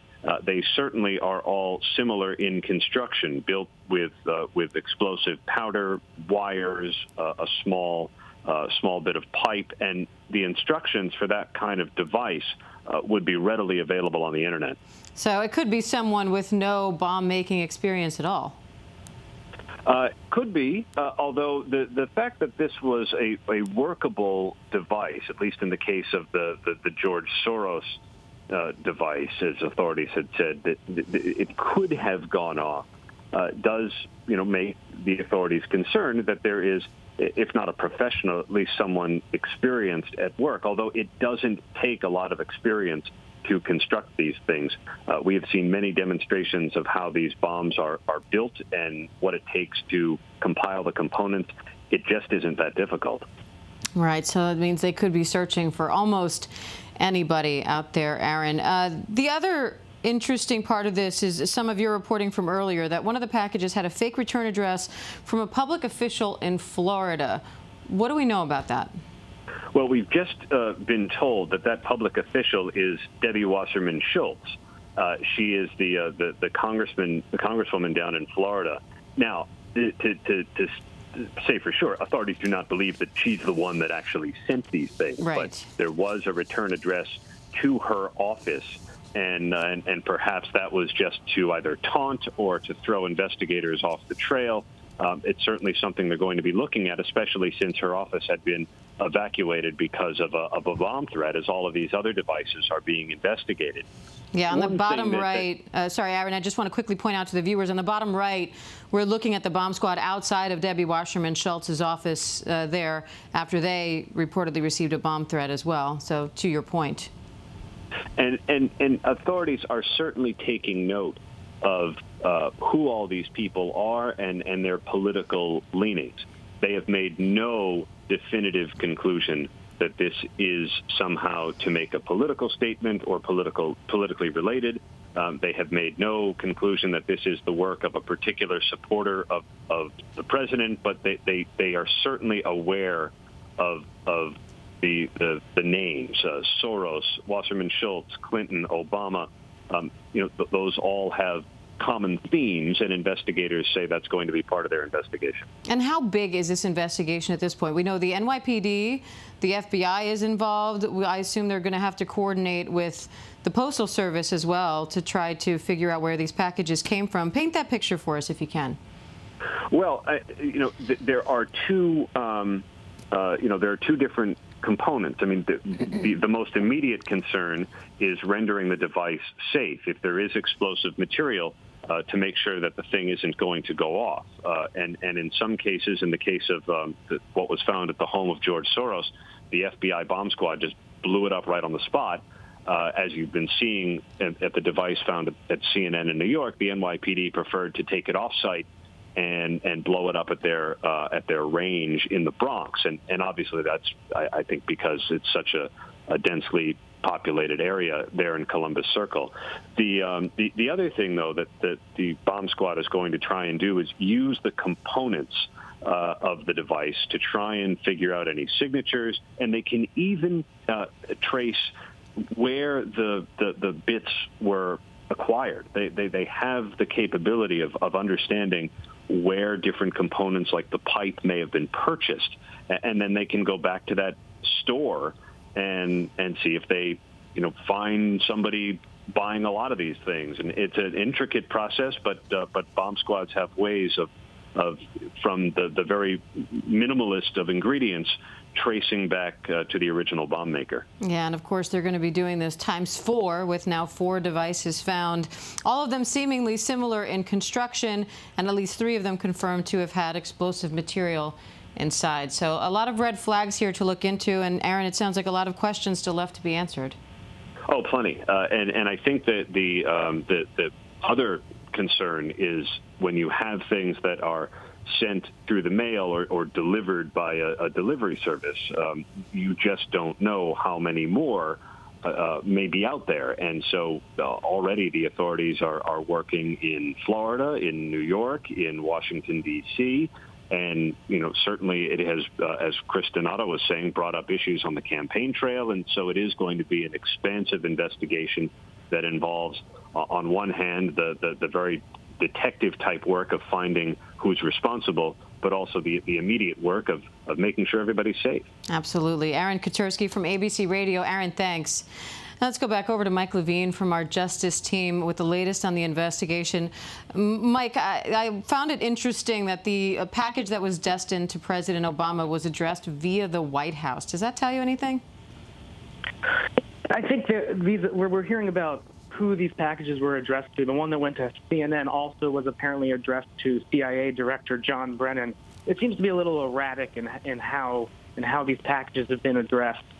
Certainly the fact that many of these packages, it seems, were sent through actual mail delivery services gives authorities a huge pool of evidence, right? If you remember during those the suspicious packages that actually blew up in Austin, Texas, the way that case was cracked was when the FBI went to FedEx and pulled the surveillance video of the sender dropping off the packages. And I am sure the FBI and federal authorities are doing the exact same thing this time.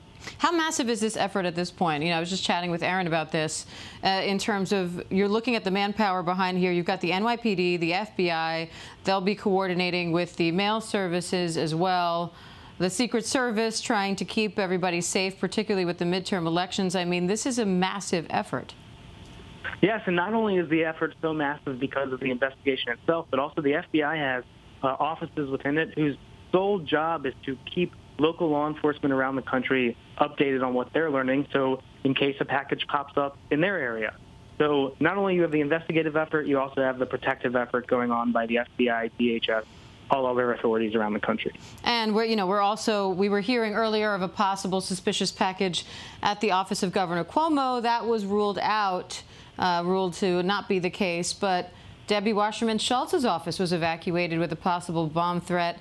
You know, how do they go about sort of deciphering between the false alarms now or other actual potential threats? I imagine we're going to be hearing a lot of this for the next several hours throughout the day.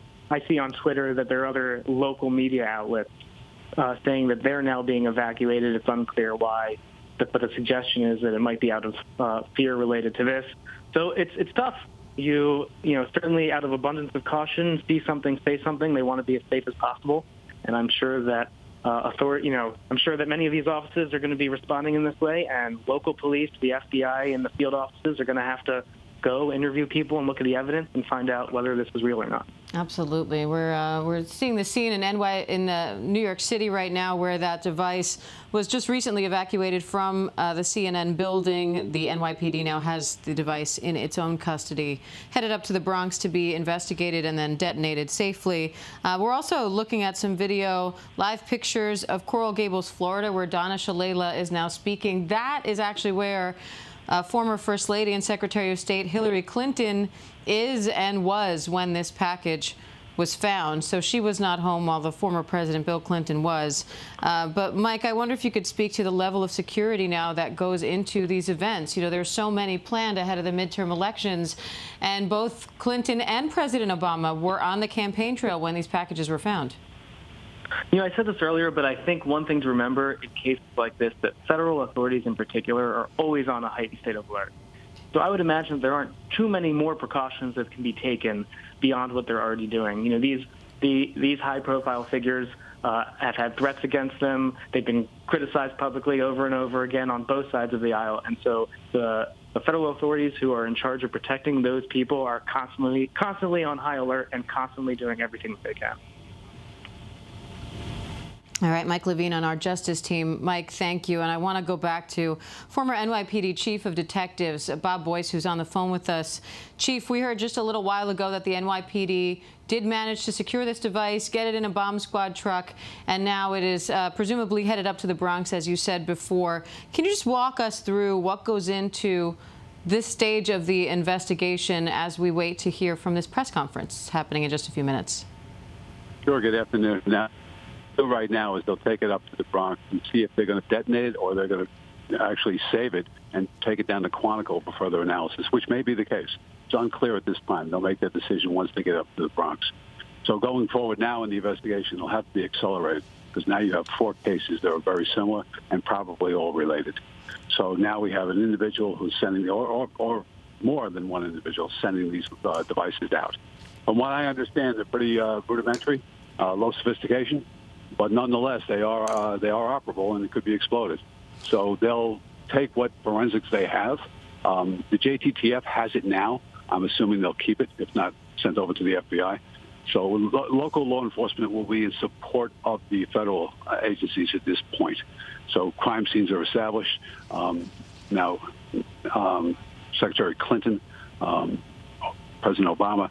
Those have teams of Secret Service already. Mr. Soros is the only individual. Chief, I want to jump in here, sorry, because we're looking at live video now of Hillary Clinton about to speak in Coral Gables, Florida. I just want to listen in real quick. You know, before I begin, I want to say a few words about the news this morning of suspicious packages being sent to various public figures and a news organization. Many of you and others across our country have asked after me and my family, and I'm very grateful for that. We are fine, thanks to the men and women of the Secret Service who intercepted the package addressed to us long before it made its way to our home.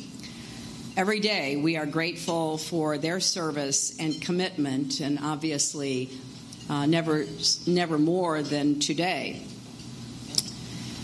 But it is a troubling time, isn't it?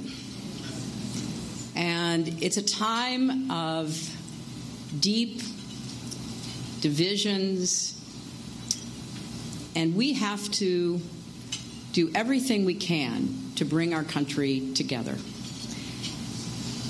We also have to elect candidates who will try to do the same, who will set goals that will lift up every single Floridian and American, who will look into the future to understand what are the challenges we have to meet today so that our children and our grandchildren have the quality of life and the opportunities that we hope for them.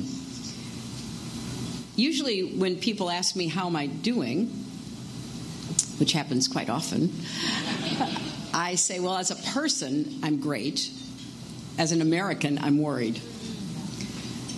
And it's actually for the same reasons. Partly why I am so great is because, with no offense to anyone, I have the most fabulous grandchildren in the entire world. But because I do now have these little precious people, I worry about the direction of our country. I worry about what kind of world will be waiting for them when they're teenagers and young adults and beyond.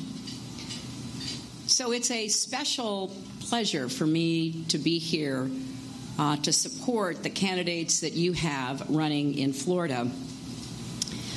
I had the great opportunity yesterday to spend time with Andrew Gillum and RJ and with Chris and Kristen King. And I can tell you, you will be in very good hands when Andrew Gillum is elected governor. Former First Lady and Secretary of State Hillary Clinton. She's at a campaign event in Coral Gables, Florida at the moment, but did take a moment there to address the suspicious package found at her home, as well as the packages found at the Soros residence, at CNN here in New York City, and one that was destined for the Obama residence in Washington, D.C.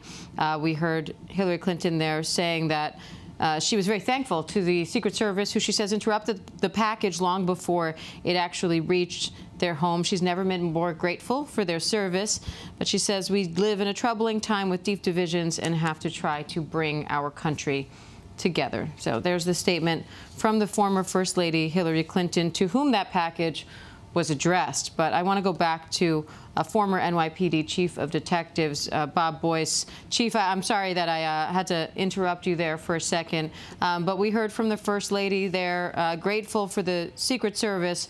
And I'm sure many at CNN and in the Columbus Circle area are very grateful for the NYPD this morning and their quick work at making sure that what could have been a very dangerous situation looks like it will end up with nobody harmed.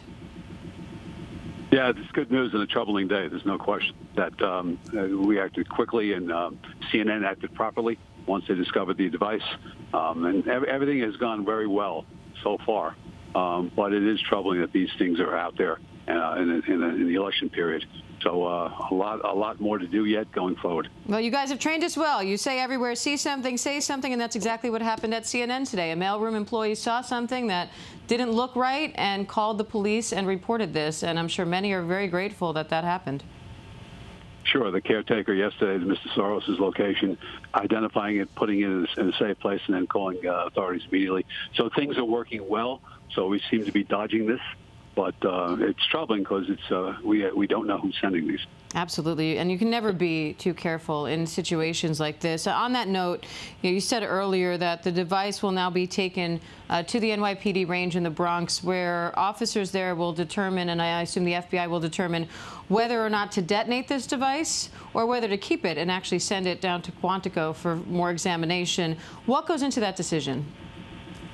They render it safe, if they can render it safe. And then it's placed in right now what's called a frag bag. And then it's put into the bomb vehicle and taken up to the range. So at that point, they'll take it out. We had this with the Rahimi bomb.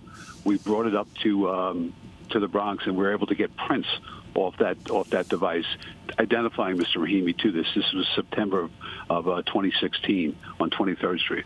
So that determination we made there by bomb experts. And hopefully they can render it safe, and then we can get more forensic evidence from it if taken to Quantico. And you said it sounds like so far this is a relatively unsophisticated device and that many people could potentially build it. Does that complicate things in that it sort of broadens the scope of the kind of person you might be looking for? It does. The fact that, well, it's revealing. It's an unsophisticated rudimentary device, basically. And we had this with Akayadullah. September of 17, last December. He's the one who tried to blow himself up in the 42nd Street subway. He had a pipe bomb, poorly constructed, and it went off, damaging only him. So this thing is pretty as basic as you get. You're going to find a pipe with threaded ends, and you're going to put black powder in it, and you're going to run a wire from it, and then you need an activation device. So it's pretty much, it's not complicated at all. It's not like some pressure cooker bomb where you need a little more training on it. So it's easy to do. It's the materials that's hard to get. Now, on the black powder. On the flip side, does that make this device any easier to deal with from the NYPD side now that they have one in their possession? We're well familiar with this. I don't know if it's easier is the best word. More common practice would be better. You're more familiar with it than most others. I want to go over Chief BOYCE, former NYPD Chief of Detectives. We so appreciate your time. Thank you. I want to go back over to John Cohen, the former acting undersecretary of the Department of Homeland Security. John, thanks again for chatting with us, for taking the time. I'm sure you're busy. But I just quickly wanted to sort of run through what the chief was saying. You know, you're looking at, it seems like in all 4 cases now, these sort of unsophisticated devices, which sounds like it could be built by almost anyone. So how do you go about pinpointing who's responsible when you're dealing with something like that?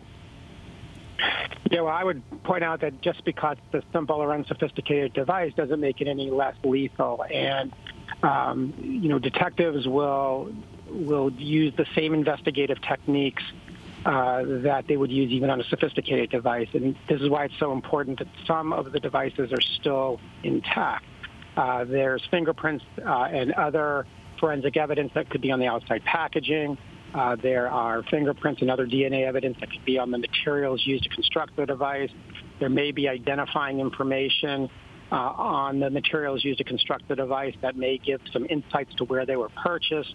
If you can identify where they were purchased, there's a chance, because so many stores now have, you know, closed circuit TV and video recordings of people coming in. It may help to, you know, investigators identify who acquired the material. So those are the types of clues that investigators will look at, and those are the same types of clues they would look at whether it was a sophisticated device or an unsophisticated device. And at this point, we know the NYPD has the device that was sent to CNN in custody. They have it in the bomb squad truck. They're headed to the Bronx to then determine whether they can have to detonate it here or whether they can send it down to Quantico. How strong is the motivation to try to keep this device intact so you can investigate it further?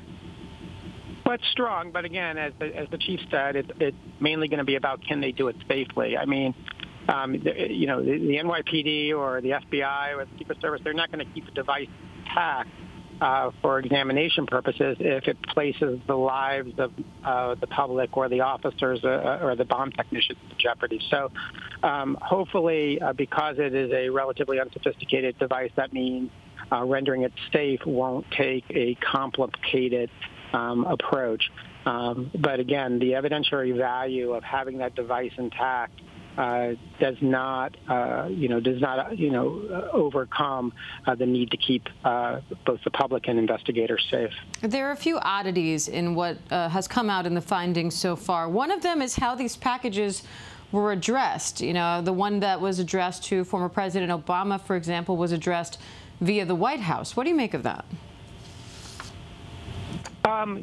It's an interesting set of facts. I think it's still very early in the investigation. We'll learn more what that all means as investigators, particularly after investigators identify who was responsible and what their motivation was, and we'll get more clarity on the reason they made the decisions that they did in trying to, in how they addressed the packages and how they constructed the device.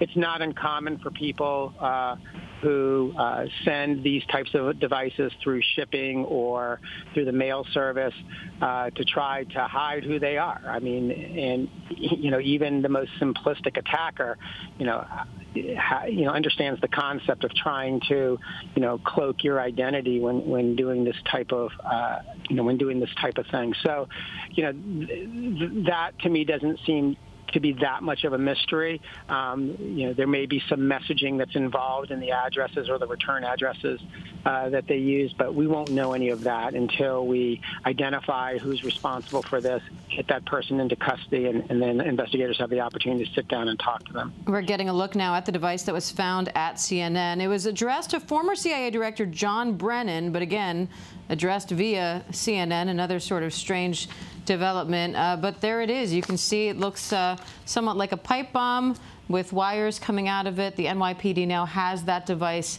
in custody and will be determining whether or not to keep it, send it to the FBI, or whether to detonate it at their range in the Bronx where they can detonate it safely. And now we're taking a look at Columbus Circle. That's a live picture as we await a press conference from the NYPD there. Maggie Rulli is just a few steps away. Let's check in with Maggie and see what the latest is there on the scene. Hi, Maggie. Hi, Diane. The latest here is that life is almost back to normal. For those not familiar with New York, Columbus Circle is a major hub here, and for a few hours it was on lockdown. The subway in the area was shut down. The building behind me completely evacuated. That included not only CNN headquarters, which are in that building, but also many, many shops, many high-end shops, as well as a massive grocery store, a Whole Foods that's in the basement, one of the biggest in the city. So for many hours, everyone was standing out here waiting to find out what was going to happen. As you just mentioned, we now have confirmed that suspicious device has been removed from the building behind me, and almost immediately they started letting people slowly back inside the building. So now it's sort of been a steady stream of people going back inside. But as things do in New York, they kind of get back to life quickly. In fact, we just had workers coming up to us asking if they could get back inside and go to work. They're like, all right, it's good. Then we head back inside. Suspicious package is gone. Let's get back to our jobs. And so as we're awaiting this major press conference just a couple blocks away about that suspicious device, about should we be concerned for any others, it seems like in terms of life here in Columbus Circle, people are just trying to sort of get back to work and get back to normal, and it's pretty busy here now around the circle. Yeah, we heard the former NYPD chief talking about how the officers are all very experienced with suspicious package situations. Unfortunately, we as New Yorkers are used to these kind of reports as well. So, it does seem like as soon as the danger is cleared, people just want to sort of get on to their daily lives. But we are awaiting this press conference set to happen any minute. Any read, Maggie, on any new findings that they have on this investigation so far? Yeah, Dan, I would say right now it's still a lot of wait and see. We've been following this. It's happening at such a breakneck pace that there's been many suspicious packages reported, some out in California at other newspapers, as well as even the governor here had a scare where they thought maybe there was a suspicious package. Those we now know both appear to be false.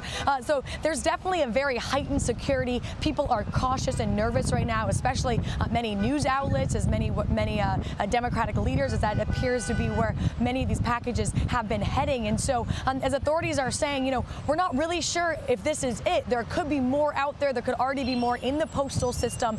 So everyone is definitely on guard and on call right now. And the big question is, were these 4 packages? Is that it? Are there any others that have been sent?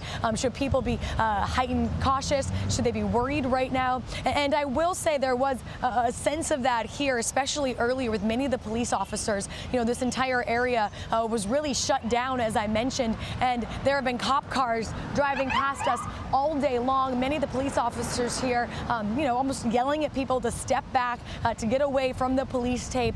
So when things were at their heightened and very tense here earlier, you know, the police were definitely on guard. But again, it seems to slowly be opening back up. But we're still waiting to learn more in that presser that's upcoming now in just a few minutes. This is an ABC News special report. Now reporting, George Stephanopoulos.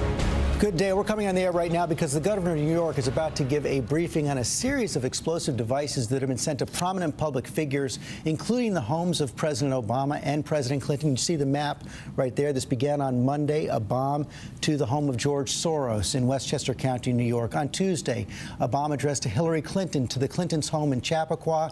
Wednesday morning, a bomb intercepted being sent to President Obama. That is the police commissioner of New York, James O'Neill. Let's listen in. So today, the NYPD and all of our law enforcement partners responded to reports of a suspicious package at CNN. Our intel, emergency services, and Patrol Borough Manhattan South responded immediately, secured the area, and began a search of the building. Responding officers identified a device that appeared to be a live explosive device. NYPD bomb squad responded, secured the device, and removed it for investigation. Additionally, there was an envelope containing white powder that was discovered as part of that original packaging, and we're in the middle of investigating that right now. The area has been swept with dogs and equipment and found no additional threats besides the white powder. And working with our law enforcement partners, we responded swiftly to secure the scene. NYPD is currently deploying resources around the city out of abundance of caution. If anyone sees something that looks suspicious, please call 911. Anyone with information about this incident today or about incidents in the New York area, please call 1-888 New York City Safe. We've seen this before. We've seen worse, and we will not be intimidated, and we will bring these perpetrators to justice. Mr. Mayor? Thank you very much, Commissioner. What we saw here today was an effort to terrorize. This clearly is an act of terror, attempting to undermine our free press and leaders of this country through acts of violence. I want to make very clear that the people of New York City will not be intimidated, that we're going to go about our lives undeterred, because the very concept of terrorism is to change us, and we will not allow that to happen. You cannot be terrorized if you refuse to allow the terrorists to win. People of this city have shown time and again that they stand up in the face of these efforts to intimidate. And I want to thank the people of New York City for the way they're handling this situation today. I also want to thank our first responders. Commissioner, to you and all the men and women of the NYPD, thank you for your extraordinary efforts today. To FDNY, Office of Emergency Management, our state partners, our federal partners, everyone worked swiftly to address this situation and contain it. I also want to commend everyone at CNN for the professionalism with which they handled this very troubling incident. We, at this time, do not have other credible and specific threats against locations in New York City. I want to let all New Yorkers know you can go about your daily routine knowing the NYPD and all these other agencies are here to protect you. It's important to note that this is an ongoing investigation. As we have more information, we will provide it. But I emphasize there is no specific threat against any other location in this city at this time. That said, the NYPD and all of our partners have reinforced our very clear, visible presence at key media locations around New York City and other important locations. So you will see a lot more police presence. That should be reassuring to all New Yorkers. Finally, I want to say this is a very painful time in our nation. It's a time when people are feeling a lot of hatred in the air. And incidents like this exacerbate that pain and exacerbate that fear. We cannot let the acts of a very few change who we are. It's really important at a moment like this to remember the vast majority of Americans, the vast majority of New Yorkers are good people trying to live in peace with each other. There are a few people. We don't know who they are today, but there are a few people trying to tear us apart through acts of violence. It is imperative that we ensure they fail. It is imperative that we act as the good and decent people that we are. This is a moment in history that's painful, but it will pass. This too shall pass. But today, the important point is everyone can rest assured the NYPD and all other agencies are out in force to protect the people of this city and to make sure that they can go about their lives safely. Thank you. Governor Cuomo. Thank you. Thank you, Mayor. Thank you, Commissioner. First, let's remember that we have the best police force and the best law enforcement agencies on the globe. And we want to thank the NYPD and the state police and the FBI and the Joint Terrorism Task Force, the Secret Service, all who have worked seamlessly together and are coordinated. And we should take comfort in that level of professionalism that we have in this city and in this state. As everyone is aware, there have been a number of packages that have been received.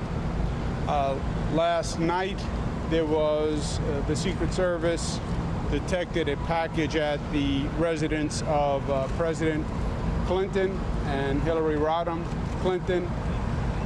They notified the state police and the NYPD.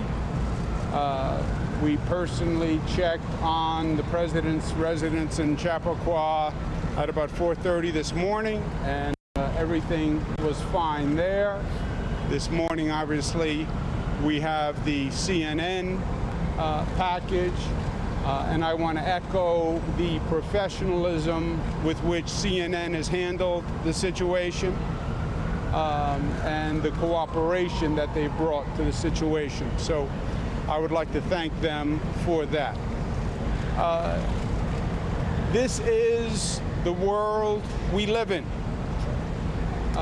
Terrorism, the attempt to spread fear, is the world that we live in. It is heightened lately. The mayor is exactly right.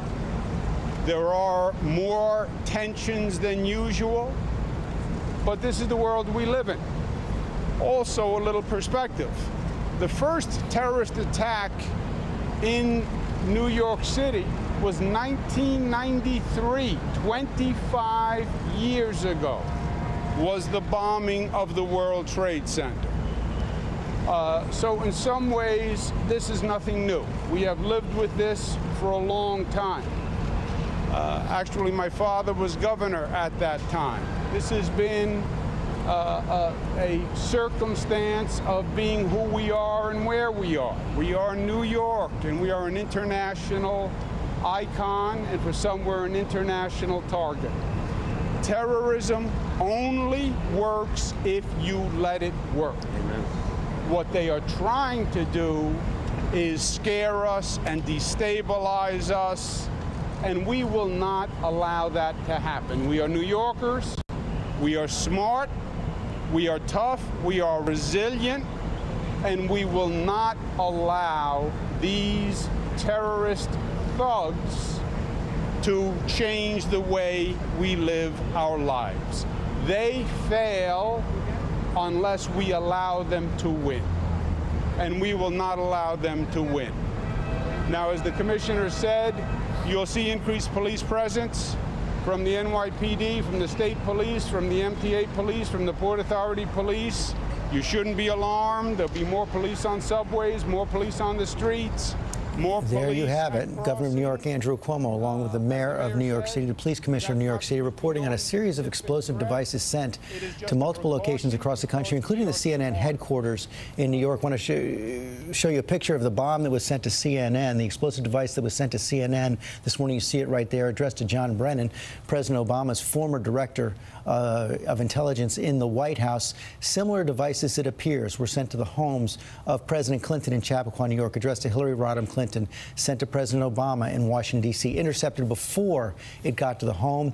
These follow an explosive device that was sent to the home of billionaire philanthropist George Soros in Katona, New York on Monday. We now have reports as well. The suspicious packages were sent to former Attorney General Eric Holder. He was President Obama's Attorney General, and the former chair of the Democratic National Committee, Debbie Wasserman Schultz. Interestingly, the return address on some of the packages was Debbie Wasserman Schultz. Authorities, of course, believe that she did not send those packages. I want to bring in our Chief Justice correspondent, Pierre Thomas, for more on all this. All hands on deck right now. Secret Service, ATF, Justice Department, all investigating. The FBI, everyone is involved, George, and even though we don't yet know how destructive these devices potentially were, I can tell you this is being treated with extreme urgency. Law enforcement officials comparing these devices so far, they have photographs, obviously, as you can see. They also, because they were not detonated initially, they can look at what kind of detonator was potentially involved. So there's a lot of work being done right now, but it's very unusual, the sources tell me, that these potential devices were sent to multiple locations. As you said, the former Secretary of State, former President of the United States, billionaire, and now potentially CNN as well, George. Yeah, Pierre, former presidents and former presidents get threats every single day, but to have bombs sent to two former presidents within 24 hours, I've never heard of it before. Exactly, and that's why law enforcement officials are operating at an extremely high tempo. Again, FBI, Secret Service, U.S. Postal Service, all involved, trying to figure out who sent these devices and do it quickly, George. Okay, I want to bring in Gio Benitez at the Time Warner Center in New York. Gio, we saw that bomb that was sent to CNN. Alerts went out to all their employees immediately. Yeah, that's right, George. That device was actually sent to the mailroom. It went to the mailroom. That's where it was spotted. And then they ended up going ahead and evacuating the floor right above the mailroom and under the mailroom. And so also the CNN newsroom was also evacuated at that time. And so when we got here, we saw that there was a containment truck already in place here with the NYPD bomb squad. And you know what? We have to go ahead and go back for a second. Okay, thank you, Gio. I know they're continuing the press conference right there in New York. In the meantime, Cecilia Vega at the White House, the president has been briefed. He has, George. In fact, the White House says that he is taking the situation very seriously. He has been briefed on this suspicious package situation. Let me show you this tweet right there. This is what we've heard directly from the president himself. I agree wholeheartedly. He's there repeating, or he's retweeting the vice president's tweet. The vice president says these cowardly actions are despicable and have no place in this country. This is a sentiment that we've heard echoed throughout the administration. The press secretary also tweeted something similar, saying our condemnation of these despicable acts certainly includes threats made to CNN. She also goes on to mention President Obama, President Clinton, and Secretary Clinton, and the other public figures. But frankly, George, we are still waiting to hear more from the president himself. He doesn't have any public events until later this afternoon, so we stand by and just wait to hear what he's got to say. We will stand by all afternoon. Cecilia Vega, thanks very much. Our coverage is going to continue online now at abcnews.com. Again, a series of explosive devices sent to prominent public figures across the country, including two former presidents. We'll have a full report tonight on World News Tonight with David Muir. Have a good afternoon. This has been a special report from ABC News. We're going to take, just keep in mind, this just happened a couple hours ago. It's still ongoing. So I'm going to take some questions. We're not going to be able to go too deep into it. Yes. Can you talk about how concerned you are about this political connection between these targets, people who have been criticized by the president?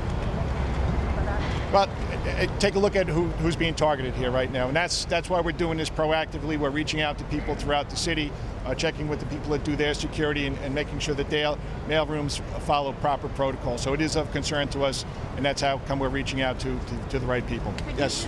Hold on. Mayor and Governor, earlier this week, the president commended now some congressmen for assaulting a journalist. There's been all sorts of threats to journalists and Jews this year. Do you have a particular message to President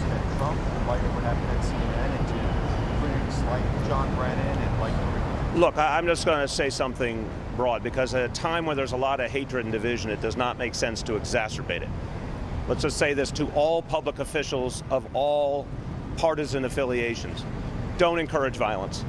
Don't encourage hatred. Don't encourage attacks on media. You could disagree, but you have to show respect for people and air your disagreements peacefully. So, unfortunately, this atmosphere of hatred is contributing to the choices people are making to turn to violence. There's no question about it. And the way to stop that is to turn back the other way, to bring down the temperature, to end any messages about the use of violence against people we disagree with. And that has to start at the top. Again, look, this is a political year. It's a political season. We are weeks from an election, and that's obviously in the air, and that's an obvious fact. But we've been through many political seasons, and we have political differences, and that's actually good for democracy. What is not good is overheated rhetoric, extremism that pushes people to violence. And at the end of the day, we may have political differences, but this is one country.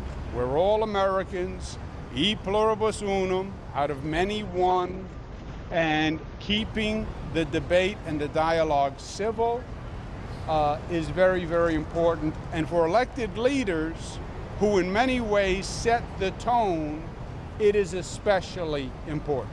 Hold on. Right there. Can you describe what the device looks like that was found? John? Sure. Brian Carmen from FBI JTTF. So far, the devices have been what appear to be pipe bombs.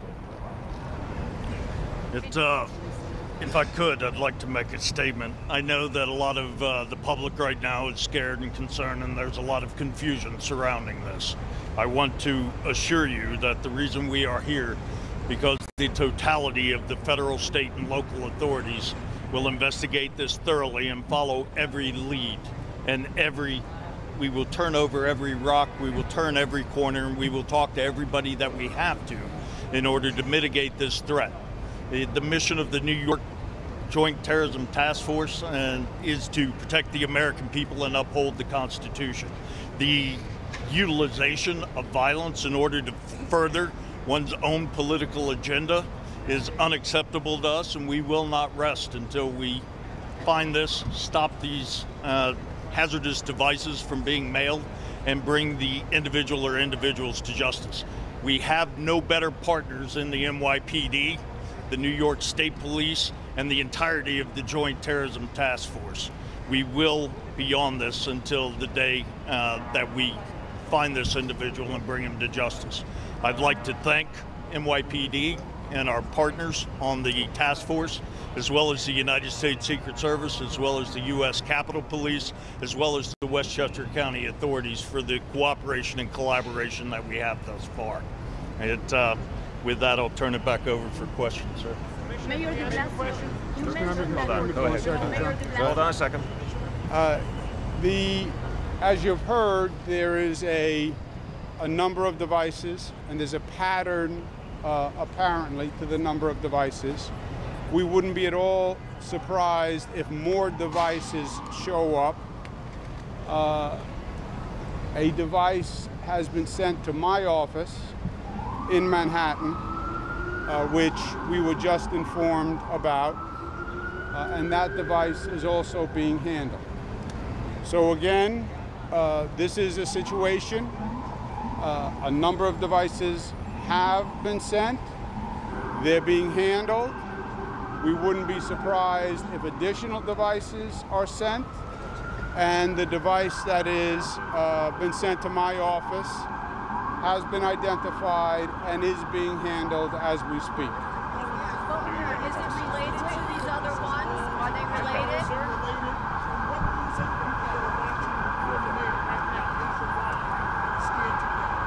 Well, terrorism related, right? Terrorism is an attempt to strike terror. an attempt to strike fear. Obviously, these devices are an attempt to strike fear, hence terrorism. Are they domestic? Are they international? These are all questions that would have to be handled by the investigation. But yes, it was a terrorist attempt. It was a terrorist attack. And as you said, what's the intent? To strike fear. And when they strike fear, they win. That's when they are effective. Who controls that? We control that. We control that. This is not the first time we have been through this. We have been through this many, many times. Literally, as I mentioned before, it goes back 25 years to the first World Trade Center bombing. This is New York. It is part of who we are and part of our profile.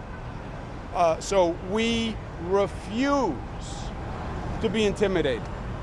We refuse to allow them to make us afraid of going through our daily lives. We have the best law enforcement agencies. We're all working together. We're all here, and we're going to go about our daily lives, enjoying this beautiful city and state, and we're not going to let them win, period. Kate, you had a question? Two more questions, guys. Commissioner, was anything written on the packages? What was the return address? Yeah, Zolan, I'm not going to go into what exactly was on the package, okay? It was consistent with the other packaging, though. Listen, we have to go back to work, so we're going to give you updates throughout the day. I just want to remind everybody here and all New Yorkers, any tips, any leads, call 911 or 1-888-NYC SAFE. Thank you very much, everybody. Thank you. Thank you. Any other locations? Emergency alert that was sent to 10 cell phones.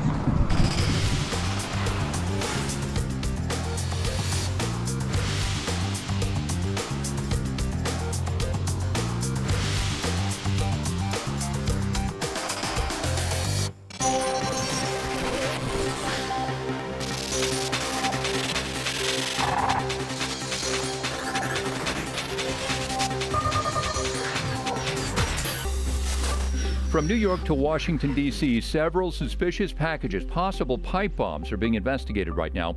Two of them going to the homes of former presidents, one to ex-President Barack Obama's home in D.C., the other to the home of the Clintons in New York.